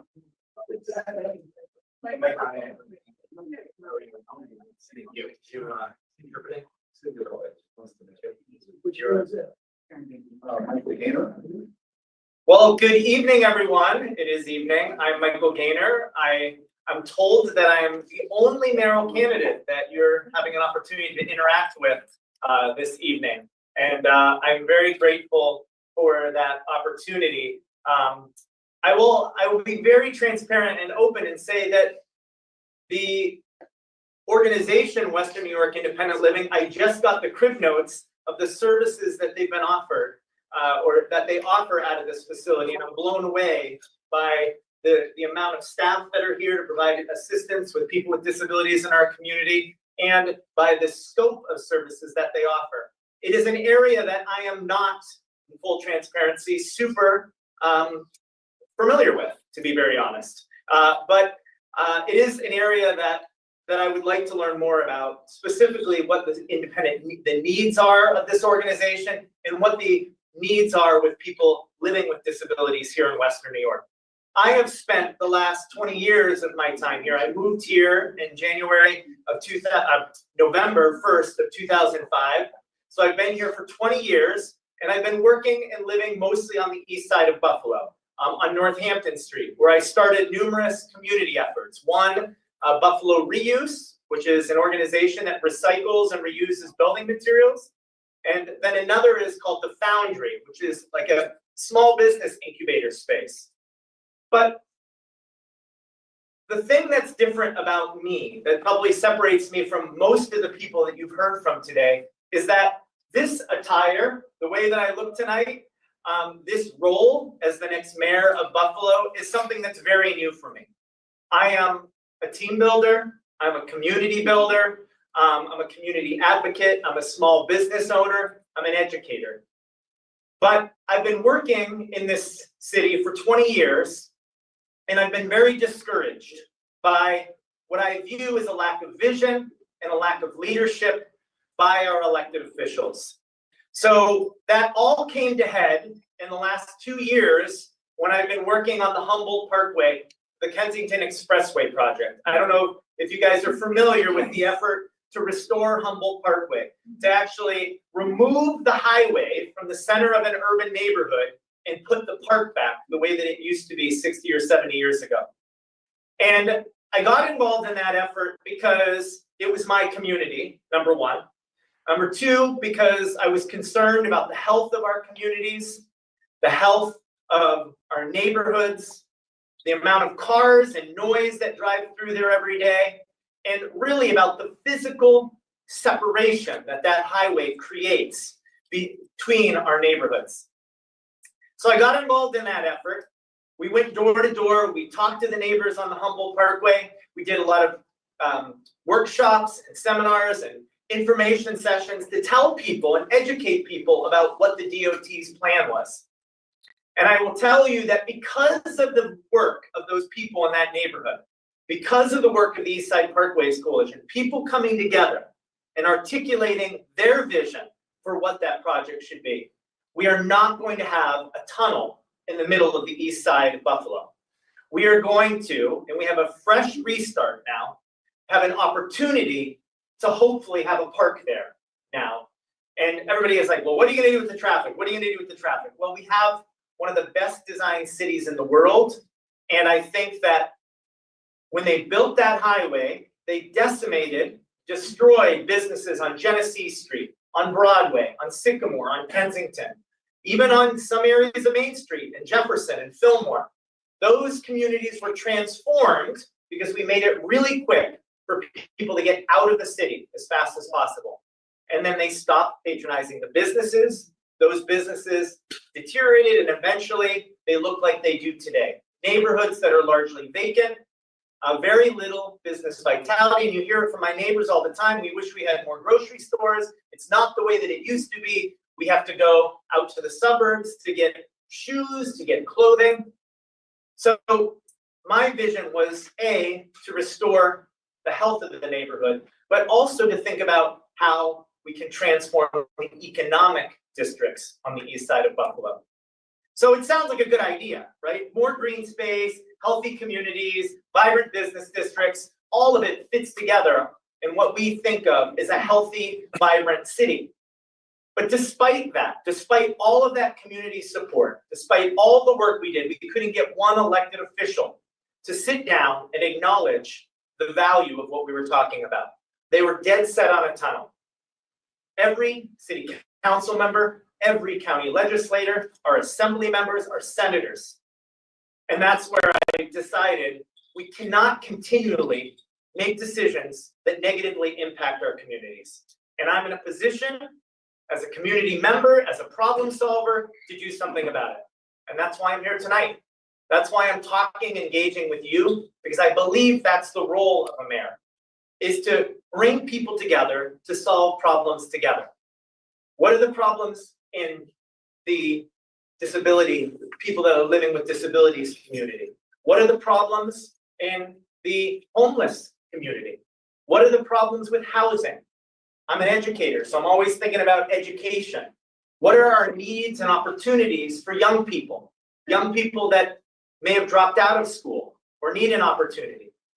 Where do we have to build capacity to make sure there's jobs, all kinds of jobs for different people that need a way to support themselves and their families? So I'm always thinking about how to best solve problems. That's what I was doing over here. I was specifically asking some members of the staff, like, so what are the needs of your community? What are the things that you're struggling with? You know, what are the opportunities? How do we make more job opportunities available? How do we make our streets more accessible? How do we make our sidewalks more accessible? So these are all the things that I'm excited to learn from you about, because again, this is something where I know in this job, the learning curve is going to be very steep. But good thing is that I'm up for the challenge. I'm excited to learn about opportunities. I'm excited to bring new people to the table, because I believe that we have all of the talent and all of the people and all of the resources that we need to solve most of our problems right here. We just need to leverage it in a way that helps to move our city forward. We got to be creative. We got to do things that have never been done before. We may need to elect somebody that's not a politician, right? That can think differently about bringing people together and solving the most pressing needs of our communities. So I appreciate the opportunity. I know that you have a lot of questions. And one of the questions might be, why is he carrying a vest? So I'll wait for that question, and then I'll explain to you why it's here, and we'll open it up to you guys to share with me your questions, and I'll do my best to answer. Yes, sir. If you could just share your name too. My name is Rafiq. Rafiq. Yes. Pleasure to meet you. Pleasure to meet you too. And I actually mean that. It is a pleasure to meet you, not empty words. Right on. This project to cover, to get rid of to 33, Yes, that's estimated the east side of Buffalo. Yes, sir. It is a pleasure to hear what I have shared with my colleagues come back to me. I know Sam Rath, and I've participated in some of those meetings. Yes. So I get that. Where is that at right now? Because I obviously you want to fill it. How far do you want to fill it back to? Well, here's the thing. Right now, where it's at is the project is stopped. The plan was that there was to be excavators in the ground this fall, actually starting to rebuild what's there and cap it. Now, if you live right in front of the highway, a cap sounds like a good idea, right? Because you're not looking at the highway anymore. You're not hearing the cars anymore. But when you dig a little bit deeper into that plan, you notice that what it was going to do was concentrate vehicular exhaust at both the Portal Ends, at both Dodge Street, right by the Science Magnet School, and at Sydney, close to the Boys and Girls Club and Hamlin Park School. And that is a community that's already been decimated by and already struggles with some of the worst health outcomes in the country. So that would have exacerbated all of those problems, COPD, young people with asthma, cardiac disease, low life expectancy, big problems. So we came together, we raised some money, we ended up suing the DOT, and in February, the decision was announced that the state would have to do a more rigorous environmental review. What that means is, if you live in Orchard Park and they build a Tim Hortons, okay? The city of Orchard Park requires you to do an environmental impact study, right? This is a $1 billion project in the center of a dense urban environment, and the state of New York did not do an environmental impact study. They did a lesser environmental assessment. So the judge basically said, state of New York, you can't do that. You have to study not just a tunnel, but you have to study all the other reasonable alternatives. What's a reasonable alternative? Let's use the street grid that we have. Let's fill in the Humboldt Parkway, and the Kensington Expressway, and put back the park that used to be there. And by doing that, we reconnect our street grid, and we'll make investments. It's actually cheaper to do that. The tunnel would have probably cost our community anywhere from $2 to $4 billion, not to mention $12 million of annual maintenance, okay? So we take that money, and they did something very similar. We spend less to remove the highway, basically from the Skajackwada to Oak Street, okay? Not talking about what would become let's call it the Airport Express, right? That maybe picks up from Grider and takes you out to the airport. Or maybe let's do something really innovative and think about, a light rail that goes from downtown to the airport, right? But then we take the extra money and we invest it into what was once referred to as the best designed city in the world, Genesee Street. I was just up at City Hall, up at the observation deck. Has anybody ever been up there? You ever been up at the top? It's amazing, right? And you can look from the observation deck right down Genesee Street. Guess what's right next to Genesee Street? The 33 Expressway. Like, they almost run parallel all the way to the airport. Yes. And then Broadway, and then William, and then Seneca. All of these streets go right to downtown. Now, we have to invest in them. We have to make them better, right? We want people to move efficiently to downtown. So there's all kinds of new technology for synchronized light technology, for moving cars more efficiently. We have to look at how to better invest in streetscapes, and trees, and green space along those corridors so that they're beautiful. I want them to be beautiful. I want our city to be beautiful. Frederick Longstead described it as a city in a park. And when they built that highway, they dismantled a big section of park, and we want it back. So did that answer your question? Oh, it did. It's stopped right now. The EIS is getting started right now. So what that means is they're gonna set new project goals. They're gonna scope out different options for how they solve the Kensington Expressway dilemma. And some people will say, oh, just leave it alone, right? We don't have to do anything. I don't wanna spend any money on it. We have much more pressing community needs. And I agree. There are a lot of more pressing community needs. But that highway is beyond its lifespan. If you drive down the Kensington Expressway, look at the retaining walls, and you'll see that they're crumbling. The bridges, they just replaced the bridge at Grider. They also replaced the bridge at Bailey. They're moving down because all of those bridges need to be redone. So something has to be done. The question is, do we want to spend $1 billion to keep it like it is and live with negative health outcomes and live with the noise and live with the highway that divides our city? Do we want to spend $4 to $5 billion on a tunnel that makes it pretty for 3/4 of a mile, but pretty much leaves the rest of the corridor the same?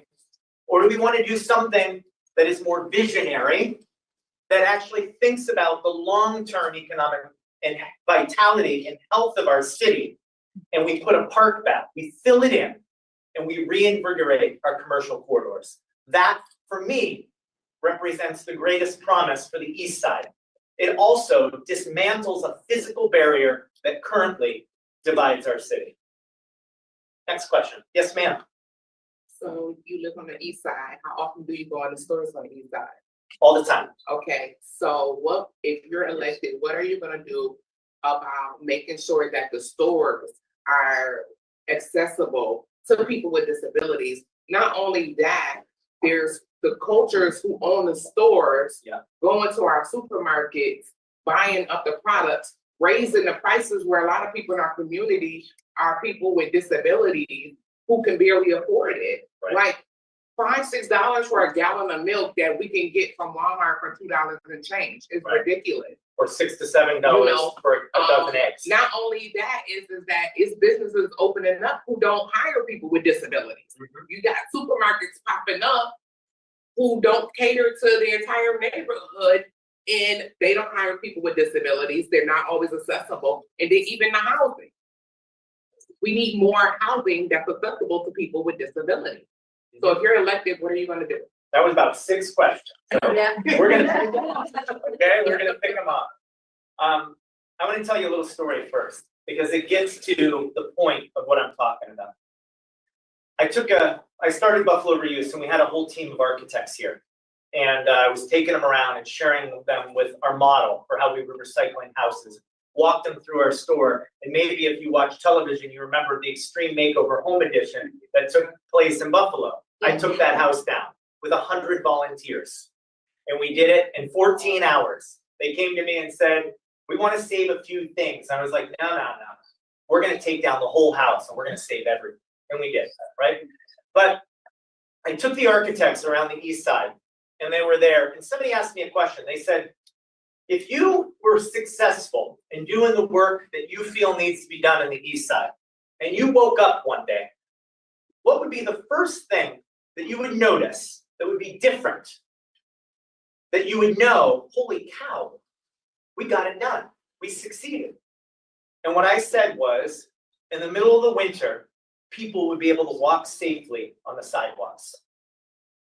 If you live on the east side of Buffalo, and a lot of our communities, but particularly on the east side, where the city owns 7,000 to 8,000 of the vacant lots, and you have a disability, or even if you don't, maybe you're just elderly, maybe you're a kid that needs to get to the bus stop, and there's snow.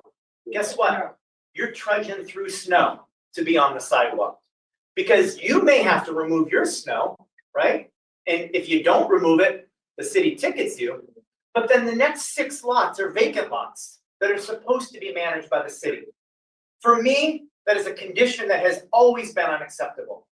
So last winter, I bought a little John Deere lawnmower with a small plow on it, and I went out to pilot an effort that I think would be transformative, particularly for the disability community, to get around town. Because right now in the winter, if you're elderly, if you have any kind of disability, if you're a young person trying to get to the bus stop, and you want to get there safely, where do you walk? In the street. In the street. That is not how we communicate to our neighbors that we respect you, that you are a human being that has dignity, or that we care for you. All right? That is the first pillar of my platform, and I'll talk to you about the basket, is creating a culture of care. We communicate that by how we take care of each other. Now, I'm going to share with you that I think that there are a lot of businesses that are reticent about hiring someone with a disability because they just don't understand what that means, right? It's fear. I think it's fear. They're like, oh, they're not going to be efficient enough, or they're not going to be fast enough, or they're not going to be able to do the job well, or it's going to be a burden on me as a business owner. Not necessarily because they're shunning disability. They just don't have the experience or the exposure or the education. So what I'm inspired by tonight is the work of this organization, right? 160 staff, you said? 160 staff that we can leverage. Not to mention people that are in your community that we can leverage to educate and teach business owners, right? To eliminate the fear of the unknown. Because the only time a lot of people interact with someone with a disability is maybe at Wegmans, right? Or they see them on the street and there's pity and there's shame, or there's, stigma, or there's and that. And people draw their own conclusions because they don't understand. So my role as a leader, right, is to lean on the efforts of great organizations to help promote greater understanding, right? To educate our community. And if there's understanding and there's education, it takes the fear out of the equation. And then somebody might be more willing to entertain that application or think about someone that's blind working in their store, you know, or someone that has a physical disability. All of those things come about because of understanding. Now, when you get down to accessibility in our stores, right? And you heard about the Mandela Market incident, right? Right? Everybody heard about that, right? What that shined a light on was a lack of diligence as it relates to our inspection services. Because not the fact, I mean, the woman was treated inhumanely, right? That's one part of the issue.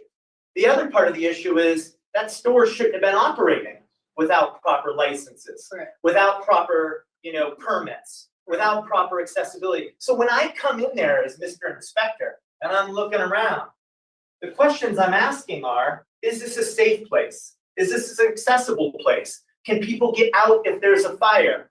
Is it clean? Is it equipped to deal with customers? Is it equipped to deal with people that might be disabled? All of those fall under the purview of the inspections department. Well, I'll tell you, this inspections department's burdened. So the question is, how do we get more boots on the ground to make sure these inspections happen and that we're rigorous about them to make sure that our communities are safe? Got lots of ideas about that. Okay, one of them is, because we've also heard about lead, and we also heard about, inhumane housing, right? Unsuitable housing for people to live with care and dignity in our communities. So there are a bunch of people that are hurt in the line of duty in our fire department. Okay, they're still getting a salary. They are disabled. They may be permanent or temporarily disabled because they were injured, and maybe they're going through recovery, maybe they're going through therapy. I believe we can cross-train those individuals to do quality of life inspections, right? I could train anybody in this room. I'm a builder too. I run a small business, we do construction, we do demolition. I could train everybody in this room in about an hour and a half how to go into a house and determine if it's livable or not livable. Yep. Maybe you have electrical wires hanging from the wire. Maybe there's holes in the floor, right? Maybe, there's broken windows, all right? You have a little checklist. Not livable, livable. Easy. If it falls in the non-livable category, or they walk into a store and they realize that there aren't the licenses there in place, then they hand it over to the inspector. And those inspectors then go and they do the real nitty-gritty inspection. So the idea is to be more creative about thinking about how to use the staff we currently have in the city to do more, okay? And I believe that we can find those opportunities. There's also departments that are overstaffed, and then there's departments that are overburdened. And we need to bring more parity and equity to those departments to make sure the work that needs to be done to ensure dignity and livability is getting done.